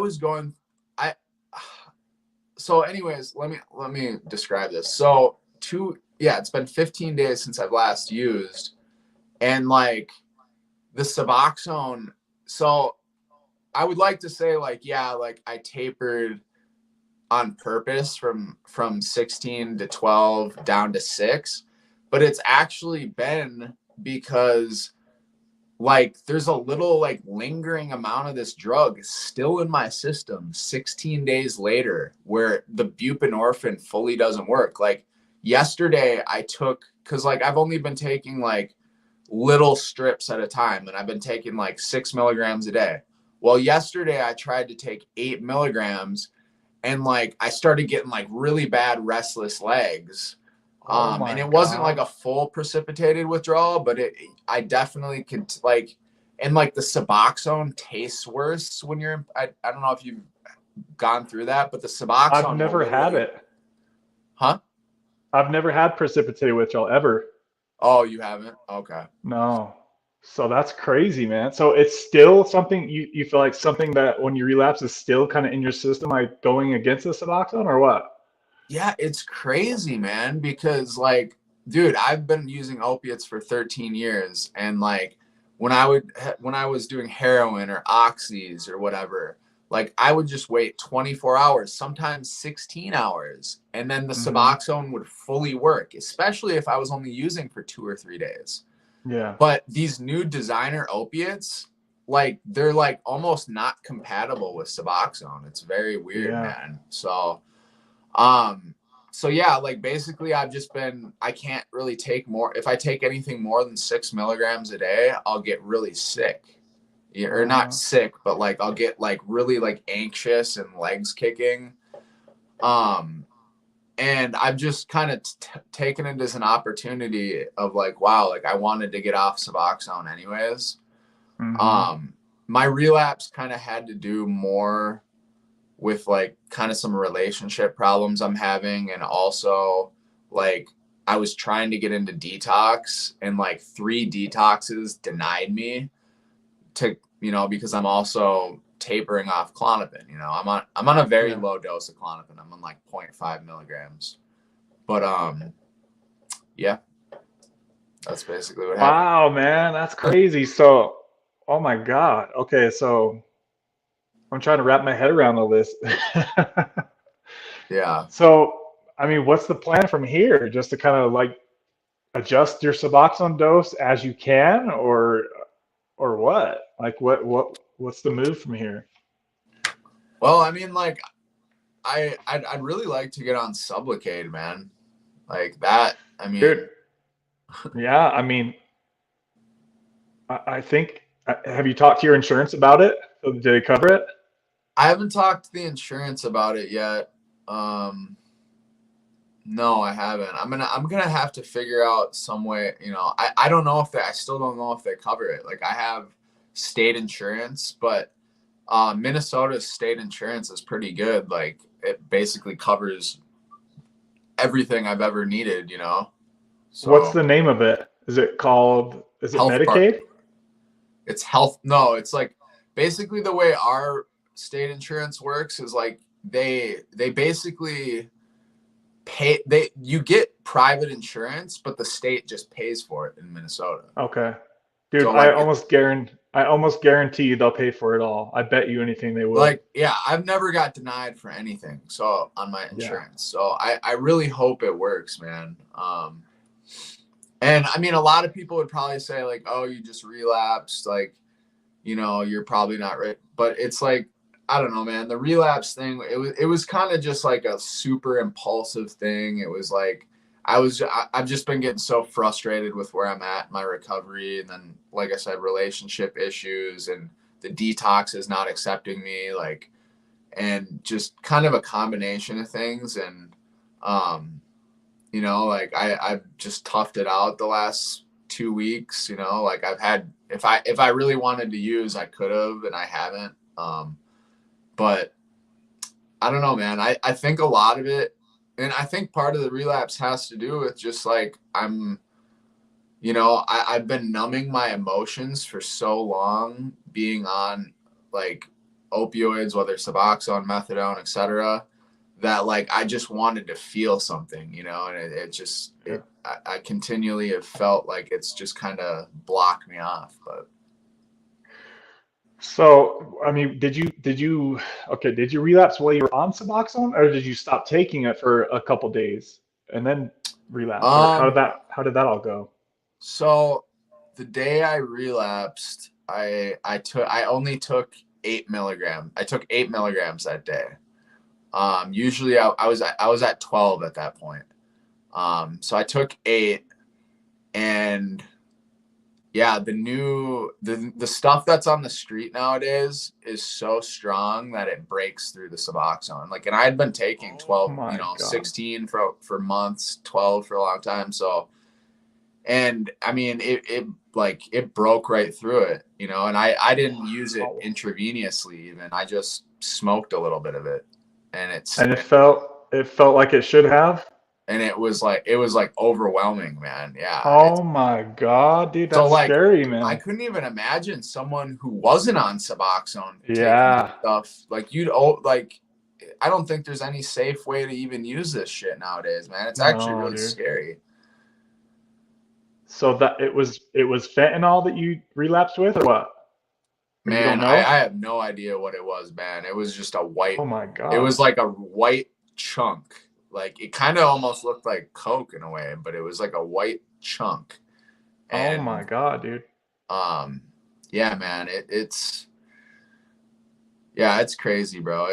I mean, I really regret doing it, but at the same time, like, you know, I feel like everything happens for a reason. I'm a Christian. I'm a pretty spiritual person, and like the positive thing that's happened out of it is like I've been able to be at this 6 milligrams, and like, yeah, I'm kind of feeling crappy, but it's like when you've been feeling crappy for 2 weeks, like you're already kind of used to it anyways, you know? Yeah. So it's been easier for me to just stay at 6 milligrams. And I've been like, you know what? Like, I'm going to like try to see the positive in this situation and be like, all right, I'm just going to stay at 6 milligrams, see how this feels, you know? And, you know, some days have been bad, and some days I feel really depressed and lethargic, but you know, in a lot of ways I feel more clear, and I feel like my personality is coming back. And, I just hope I can get on Sublocade, man, because that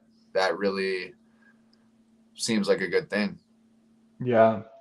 Yeah, I mean, if I was in your shoes, I mean, I would probably like, I don't know. I would go to sublocade.com, look up providers in your area. Did you say that you talked to your doctor about Sublocade and he doesn't do it, or what? Yeah, he had no clue about it, anything. He's like I said, he's not like an addiction specialist or anything like that. I mean, I'm out like kind of in a rural area. But I was gonna ask you a question. So, like, what is the equivalent? Like, could you tell me the equivalent to like 8 milligrams, 4 milligrams, 2 milligrams of Sublocade? What are those doses? Just So there isn't really a way to like equivalent, like you can't really look at it that way. You have to look at the transition doses, right? So basically from everything, I mean, I've looked at a lot of different people's, and I've heard from a lot of different people's experiences, and I always ask everybody who tells me that they transitioned, you know, from Suboxone to Sublocade, I always ask the doses and how it went. So generally speaking, like if you're right around 8 milligrams, you're just going to want to go right to the 300 milligram shot for your first shot, and that's where almost all the doctors are going to start you on. So I mean, if I was you, dude, I would seriously just Sublocade.com, put in your zip code. It'll give you a list of people who can give it and prescribe it in your area. You can find the closest one to you. Go in there, tell them your situation. It's just like, dude, I'm on Suboxone. I don't want to quit. I don't want to dilly dally with it anymore. Give me some shots. You know what I mean? And if you're on the state insurance, I almost guarantee you they'll pay for all of it. I bet you they will. So I could probably pretty safely, now that me being on 6 milligrams, I could pretty safely just go to 300 now. Yep. Probably. Yeah. If I was you, I'd probably just go up to like 8 milligrams. Honestly, if I would say to like the ideal transition doses, if I was on a little bit higher of a Suboxone dose, would be from 8 milligrams to the 300 milligram shot to start with. And then that's going to be more than enough for you to where, and the way that I like to think about it is, you know, if you have enough bupe on your receptors, that's going to help you to rewire your brain out of the oral addiction, right? Yeah. Because if you undershoot it and your shot isn't strong enough, then you're going to keep doing this every day, right? But if you go from 8 milligrams to 300, that should be enough to tell your brain, I'm happy, I'm okay, I don't need any more, I don't need to keep doing this. And so that's going to start the rewiring of your brain to get out of the daily addiction, the daily hand to mouth stuff, which for me was very hard, dude. It was so hard to get out of that because for the last 20 years, I mean, it was 15 years of opiates and then 5 years of Suboxone. It's like every day I had to do this. And that was so hard for me to stop doing. And the only way I could ever do it was when I got on Sublocade. I mean, I tried getting off Suboxone like 3 different times. It just didn't work because I always had like a box of it, and I had relationship issues pop up, and it just made me, you know how it is when you're going through relationship drama and you're already kind of dealing with depression as it is. It's so easy to like reach for something that's going to change your state of mind. And that's exactly kind of what kept me on Suboxone for so long, I believe, because I've been off of opiates since 2017. And it's like, that's like so far removed from my life now. I wouldn't even know where to go to get anything like that anymore. But I mean, I don't even have any friends anymore. It's just me and the girl I'm dating, really. Yeah, totally. So they only make 300 and 100 milligram shots? Yeah, and the way that the drug manufacturer, they want everybody to start on the 300 milligram shot. So basically they have their little copy and paste. Everybody gets 300 for two shots, and then they go down to 100, because after you get 2 doses of 300, then your receptors are like fully covered, and then it's like with the long half-life, you can step down to 100 and your brain won't really notice. You know what I mean? Don't you think that's like a little unfortunate though? Like I feel like they could have like micromanaged it a little better. Like they could have done like a 300, a 250, a 200, 150, and then you could just step down every month and you could seamlessly get off of it. I mean, right?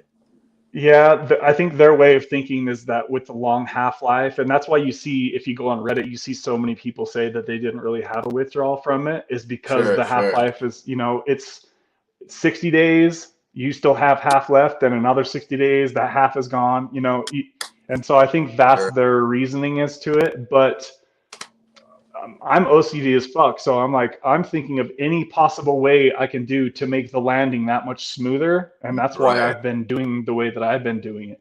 And my doctor's a badass, dude. He'll be like, dude, how much do you want? He'll even let me squirt the shit out if I wanted to. Right, you were telling me that. That's funny as fuck, dude. he's like, if you want to taper with time, if you want to taper with a dose, I'm like, I'm doing both. Like I'm pushing out the doses further and I'm squirting more out of the shot. So Bro, I think it is, you're killing it, dude. Like I'm yeah, fucking proud of you, man. Like that's not easy, dude. it's been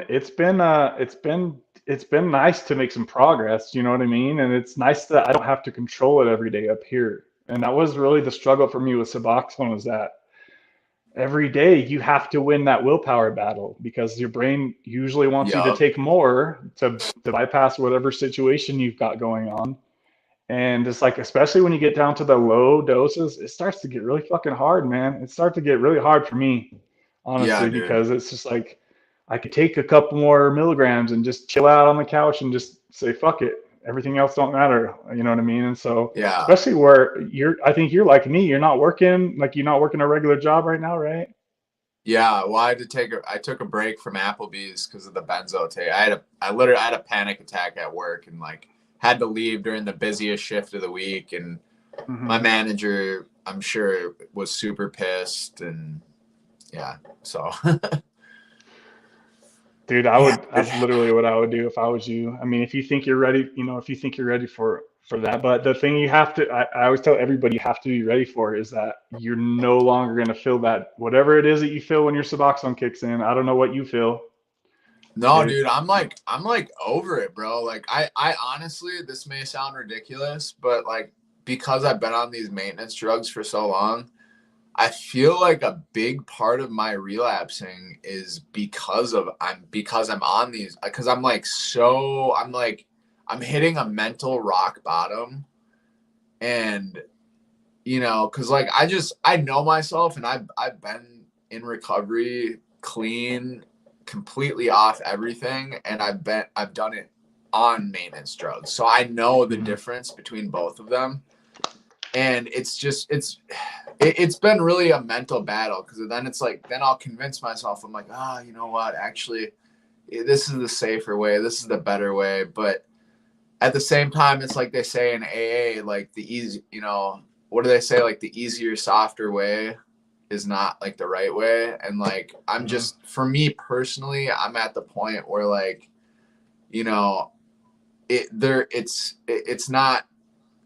it's not helping me anymore. And like I want to move forward past it, but I know it's a process too. So my goal is hopefully to be off of it by like fall of this year. That's what I'd like to do, To be off of what?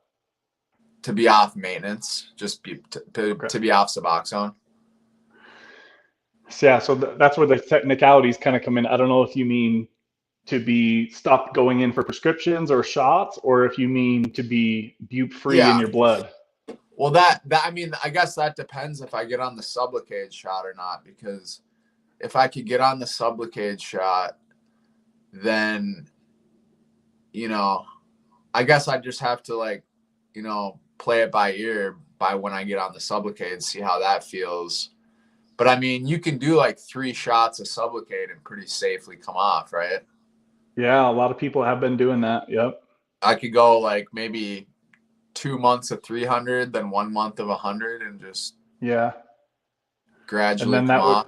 that would probably buy you like 6 months of automatic tapering time. Is kind of a way to look at it. Like it just does it automatically for you. You don't have to control it every day. Just Right. I always tell everybody you're on autopilot once you're on Sublocade. You don't have to do anything else. You just live your life and it just happens automatically without you really even knowing it. Yeah, I think I'd probably ask my doctor for like gabapentin, because like, dude, honestly, gabapentin is like a godsend for opioid withdrawals. So like if I could get like a comfort med like gabapentin or like Lyrica, which they probably wouldn't prescribe me Lyrica, but yeah, I think it's totally doable, man. But like I said, like if anyone's watching this, like I'm not suggesting anyone do this, but this is just kind of my personal journey of being on maintenance drugs for 6 years. And it reacts differently with everyone, man. Everybody's body's different. I know some people who've been on it for 10 years, they're never going to get off. They're fine. Their life's great. For me, for whatever reason, it it just, I don't know, man, it just messes with my chemicals in my brain. And I find it hard to like achieve happiness, find motivation, and et cetera, et cetera. So Yeah, I've heard you talk about that in the past too, and especially if you're having those issues at your age, you know what I mean, where you're so much young. What are you, like 32 or something? yeah. 32? Yeah, dude, I like So lay yeah, in bed all day, bro. Like I have like yeah, no energy. It's like, it's really weird. I should get like I said, I want to get my levels checked, and it's like hard for me to even like set up doctor's appointments, bro. Like especially the last 2 weeks, like I've really been like, I haven't been making videos, like, and the videos I have made have been like extremely like mediocre, because like I just don't have that like oomph behind me, you know. And but it was even like that before the relapse, you know. It was yeah, you know, like my energy wasn't like how it should be, like, you know. And yeah. but we'll see. Yeah, I mean, I don't know if I would really push yourself too fast from where you're at, because you've already kind of come down quite a fast, you know what I mean? From 16 to 6, that's a long ways. I mean, 10 milligrams in a couple weeks. I'd probably kind of hang out where you're at for a little bit and let your body kind of stabilize for a little, you know what I mean? Before you Oh try, I yeah. don't know. I wouldn't really push too fast from where you're at. I would start reaching out about Sublocade, because Right. it's a little bit of a process to get it set up. I mean, because they have to get the insurance set up with the custom, or not custom, it's like a specialty pharmacy that has to send it to your doctor directly. Like Really. it's a little bit of a process, but Some hoops. if you find a new doctor, they'll just get it all set up for you, I'm sure. But dude, I'd be willing to bet you could get on it for free if you're on state insurance. I bet you they'll pay for all of it. That's That's I would just awesome. start making a few phone calls if you're really interested in getting on it. Yeah. No, but I agree with what you said, man. Like the 6 milligram thing, like I'm definitely gonna chill at 6 milligrams. I kind of just took the, like, you know, the unfortunate event that happened. Like I just Hmm. looked at it as an opportunity, and I'm like, you know what? Like I've been taking 6 milligrams. This was like, let's say 4 or 5 days ago, and I'm like, I've been taking 6 milligrams this whole time. Like, why go back up if I want to get off anyways? But yeah, I'm Yeah, probably gonna chill at 6 for probably a good month, I'd say, or yeah, maybe longer until I'm ready, you know. But it's a yeah. process. I think that's a good plan. That way your body's not like freaking the F out, because I mean 10 milligrams is a lot to go, even, you know, even from anybody's point of view, honestly, that's pretty fast.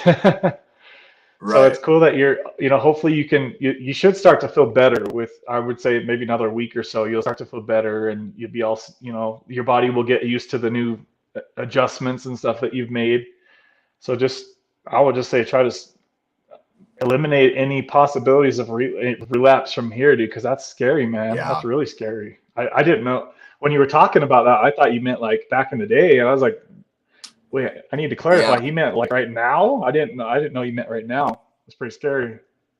Yeah, man. I mean, this is like honestly the first time I've even talked about it, other than like my girlfriend and like my family, you know. It's just, yeah, I don't know. The thing with it's really unfortunate my probation officer found out about my YouTube, because usually my YouTube is like the first, like, you know, that's not the first place I go to talk about it, but I Mm-hmm. mean, it's a nice outlet to talk about that Yep. kind of stuff. And like I've always been open, you know, like with my, like I relapsed on meth last summer, or yeah, last summer, and I talked about it on my YouTube and stuff like that. So like everyone on my channel, like they know, like if I relapse, I'll own that shit. But Yeah. I just got to kind of figure out a way. And like I've told my members about it, but like I haven't told everybody about it. But I mean, it's not that big of it. It's not like I have that big of a channel anyways, but There's still a lot of people that watch. yeah. You actually And do get a lot of views on your channel. yeah, and the whole Reddit community is gunning, like yeah, they're talking a lot of shit about me right now. So I got that in my corner too. Oh, nice. That's always fun. Yeah.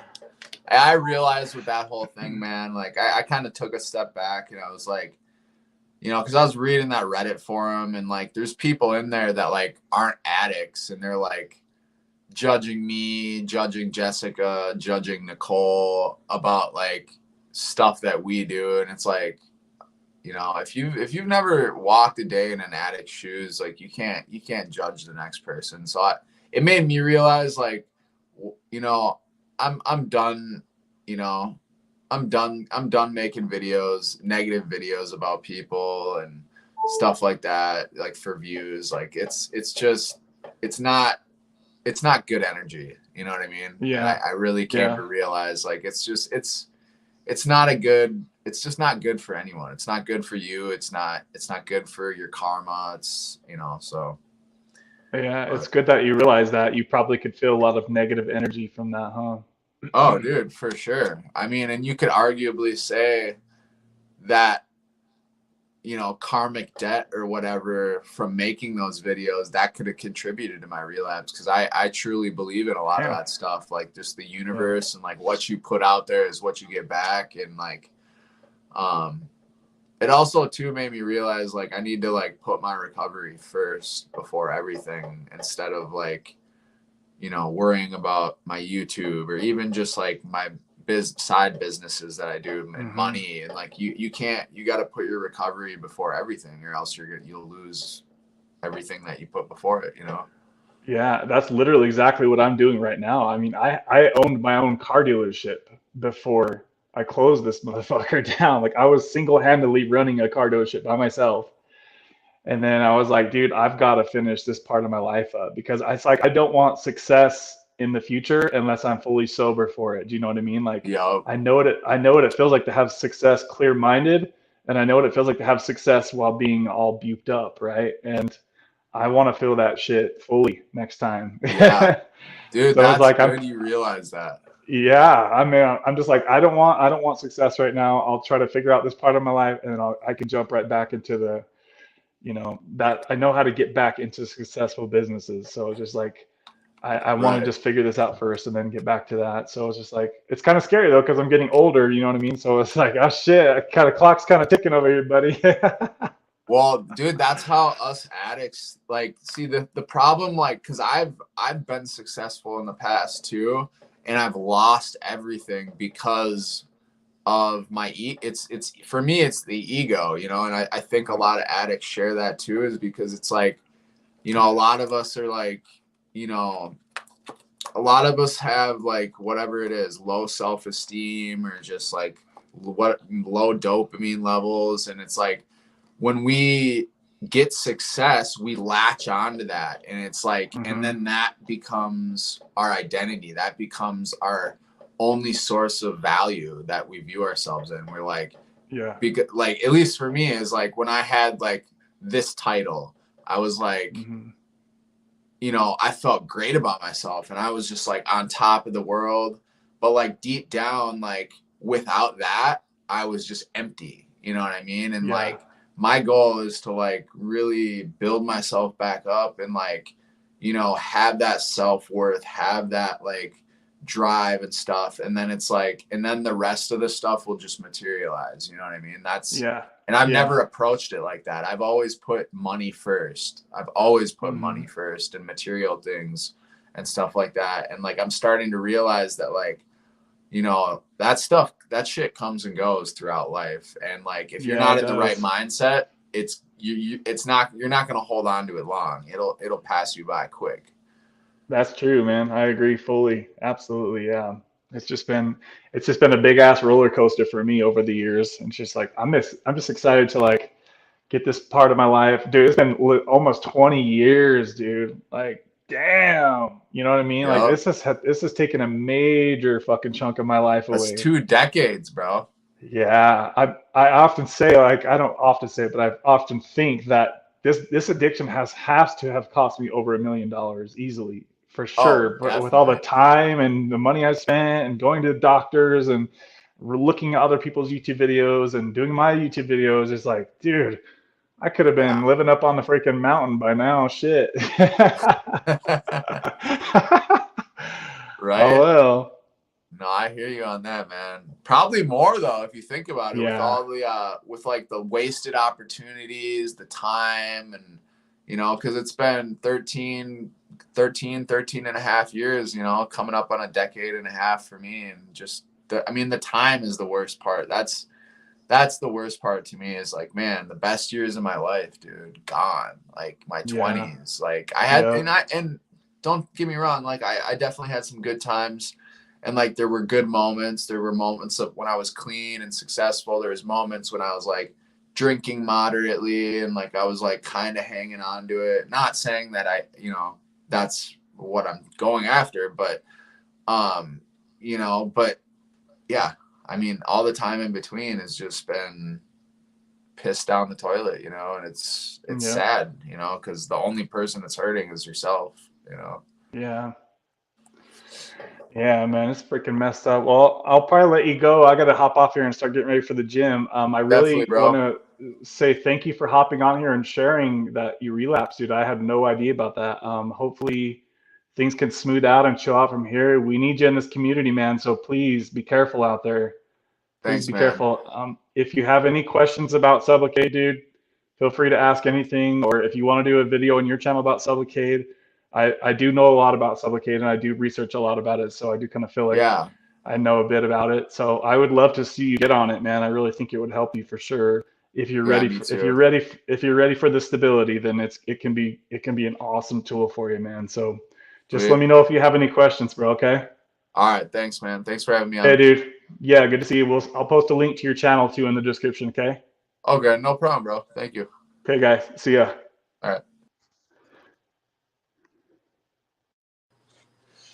Wow, guys. So that was pretty crazy to hear, huh? I had no idea he was talking about a recent relapse. So it's good that, you know, he pulled himself out of that. It feels so different not having those earphones on.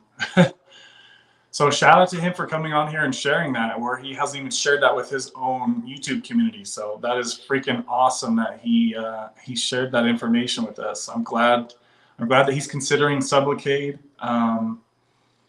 Wow, yeah, crazy stuff. Did you guys hear what he said about how the drugs had totally overpowered 8 milligrams of Suboxone? Like, that's incredible to me, because I won't forget when I was kind of last flip-flopping back and forth between Suboxone and my Oxy. Even if I had 1 milligram of Suboxone in my system and I took 150 milligrams of Oxy the same day, I wouldn't feel anything, guys. But he said it just plowed right through 8 milligrams of Suboxone. So that's scary, guys. That sounds really scary to me. So if you guys are out there and you're struggling with these street drugs, fentanyl, or whatever the hell it is going on out there, guys, please try to get some help, because this stuff is really serious business. Obviously, that medication, or that drug, I should say, is extremely potent and strong. And we already, all of us already know how strong Suboxone is. And for it to be able to plow through Suboxone like that, that freaking blows my mind. Very incredible stuff. Wow. So it looks like we have 27 likes on the video, guys. If you enjoy this stream, if you enjoy this content, please, guys, hit that like button. If you enjoy Luke coming on here and telling us about his relapse before he even shared it with his own community, smash that like button, guys. Please smash that like button. Wow. Okay. He said still getting minor withdrawals, precipitated withdrawals 16 days later. That is freaking nuts. I've never had precipitated withdrawals ever. That would be very scary. Actually, now that he says that, it reminded me, Nicole had said that when they induct people now onto Suboxone, they literally sometimes have to wait up to a month, guys, before they can put people on Suboxone, because of how different this current trank dope is, what Kimmy calls it. And I've seen other people call it trank dope as well. I don't know if that's the same thing that he got a hold of, or, you know, I don't know if anybody really even knows what is what anymore. There's just so much crazy stuff going on in the world. We don't know if it's freaking benzo dope, trank dope, freaking heroin. We don't know what the hell's going on there. So, but yeah, I remember Nicole saying that sometimes they have to wait up to a month before they can get people on Suboxone. They have to do the COWS score. Do you guys know what that is? Where you have to like go through and see what type. You have to be into a certain part of your withdrawal before they can even give you Suboxone. And some people is taking like several weeks up to a month. I think I heard her say on one of her recent videos. So it's just crazy. ISO dope. I think that's what it was. He said. Oh, that's so scary, you guys. That's so freaking scary. Good Lord. I'm so thankful to be out of that street drug lifestyle, because I luckily got out right before this stuff switched over to like the fake stuff. Like all the drugs that I always got, it was the real Oxy Blue 30s or Roxy 30s, whatever the hell they were called. Trust me, I paid a lot of money for those. But that was back in 2017. Like I had never heard of fake drugs back then, you know. And then it seems like kind of shortly after that, the fake stuff started coming out. I'll probably hop off here, guys, in the next few minutes. If you have any final comments, questions, I really have to kind of get moving here. I got to get to the gym. I'm looking a little wimpy here, so I need to. It's that XT1000 Fent dope. Laugh out loud.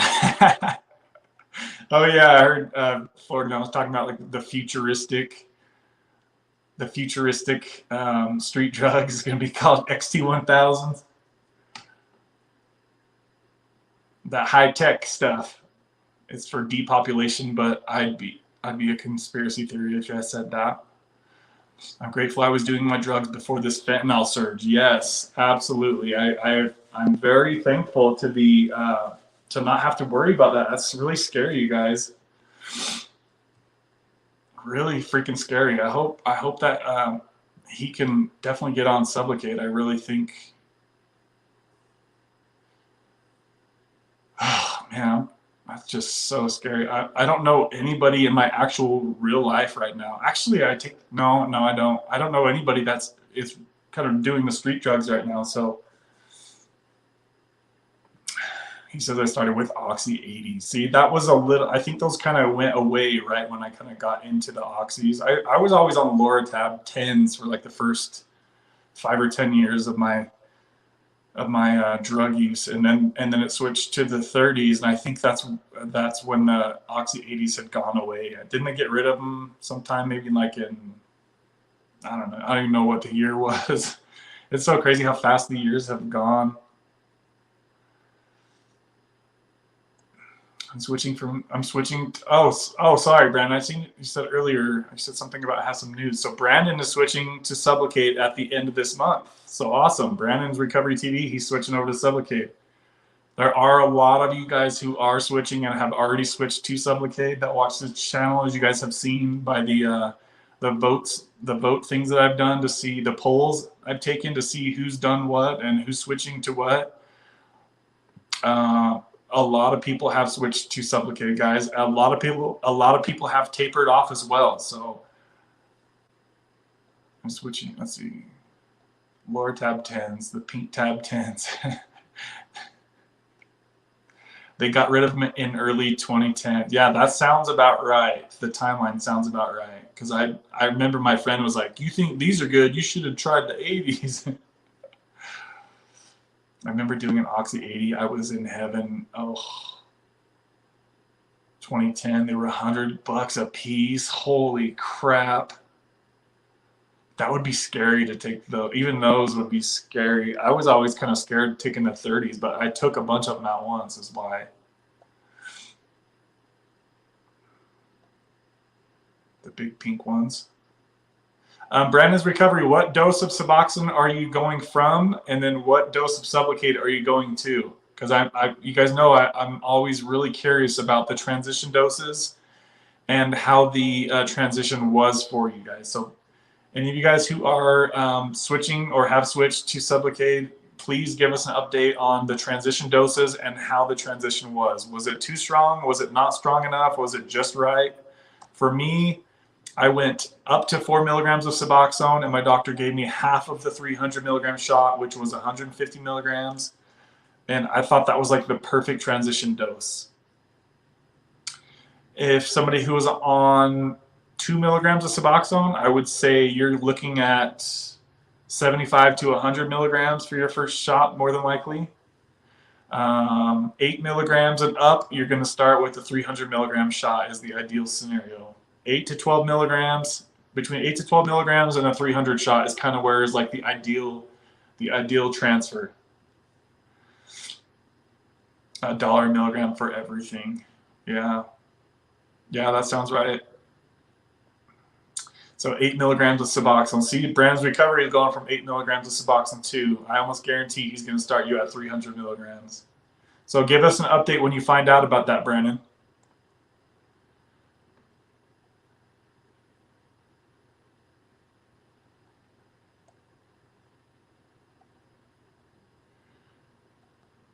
Oh, good. My body hated Oxy but loved Norco, Lortab. I can't tell you guys how many times I like puked my guts out after taking 6 or 7 of those Roxy 30s. Like I would take them orally, and it was like, I think it was like 45 minutes later, I'd be puking my guts out, and then I was still just totally fine. Ugh. I can't tell you how many times I like threw up in a cup in a car, and I was just totally fine after that. That is so gross thinking about that. One time I threw up in front of the girl I was dating. She's like, "Are you okay?" I was like, "Not really, but oh, whatever." Ugh. Gross. Freaking wild ass lifestyle, man. All right, guys, I got to get out of here. I really have to get my butt to the gym. I haven't been for a few days. I never puked, but I would get so shaky if I took too much. Got to remember, though, guys, that few. All opioids made my face itch. Yeah, I always got really itchy everywhere. Shout out to Luke for coming on here and sharing that information here. I'm going to post a link to Luke's channel in the description box of this video. So I'm going to, a little later tonight, I'm going to switch the thumbnail just so it shows that he was on here with me. If that's okay, Luke. If not, just let me know and I can leave it just me on here. Thank you, Kev and family. Let's see. So, Dev, let's see. Shout out to you, Dev, for getting 30 days off Suboxone here today. And I'm glad that your sleep is improving a little bit.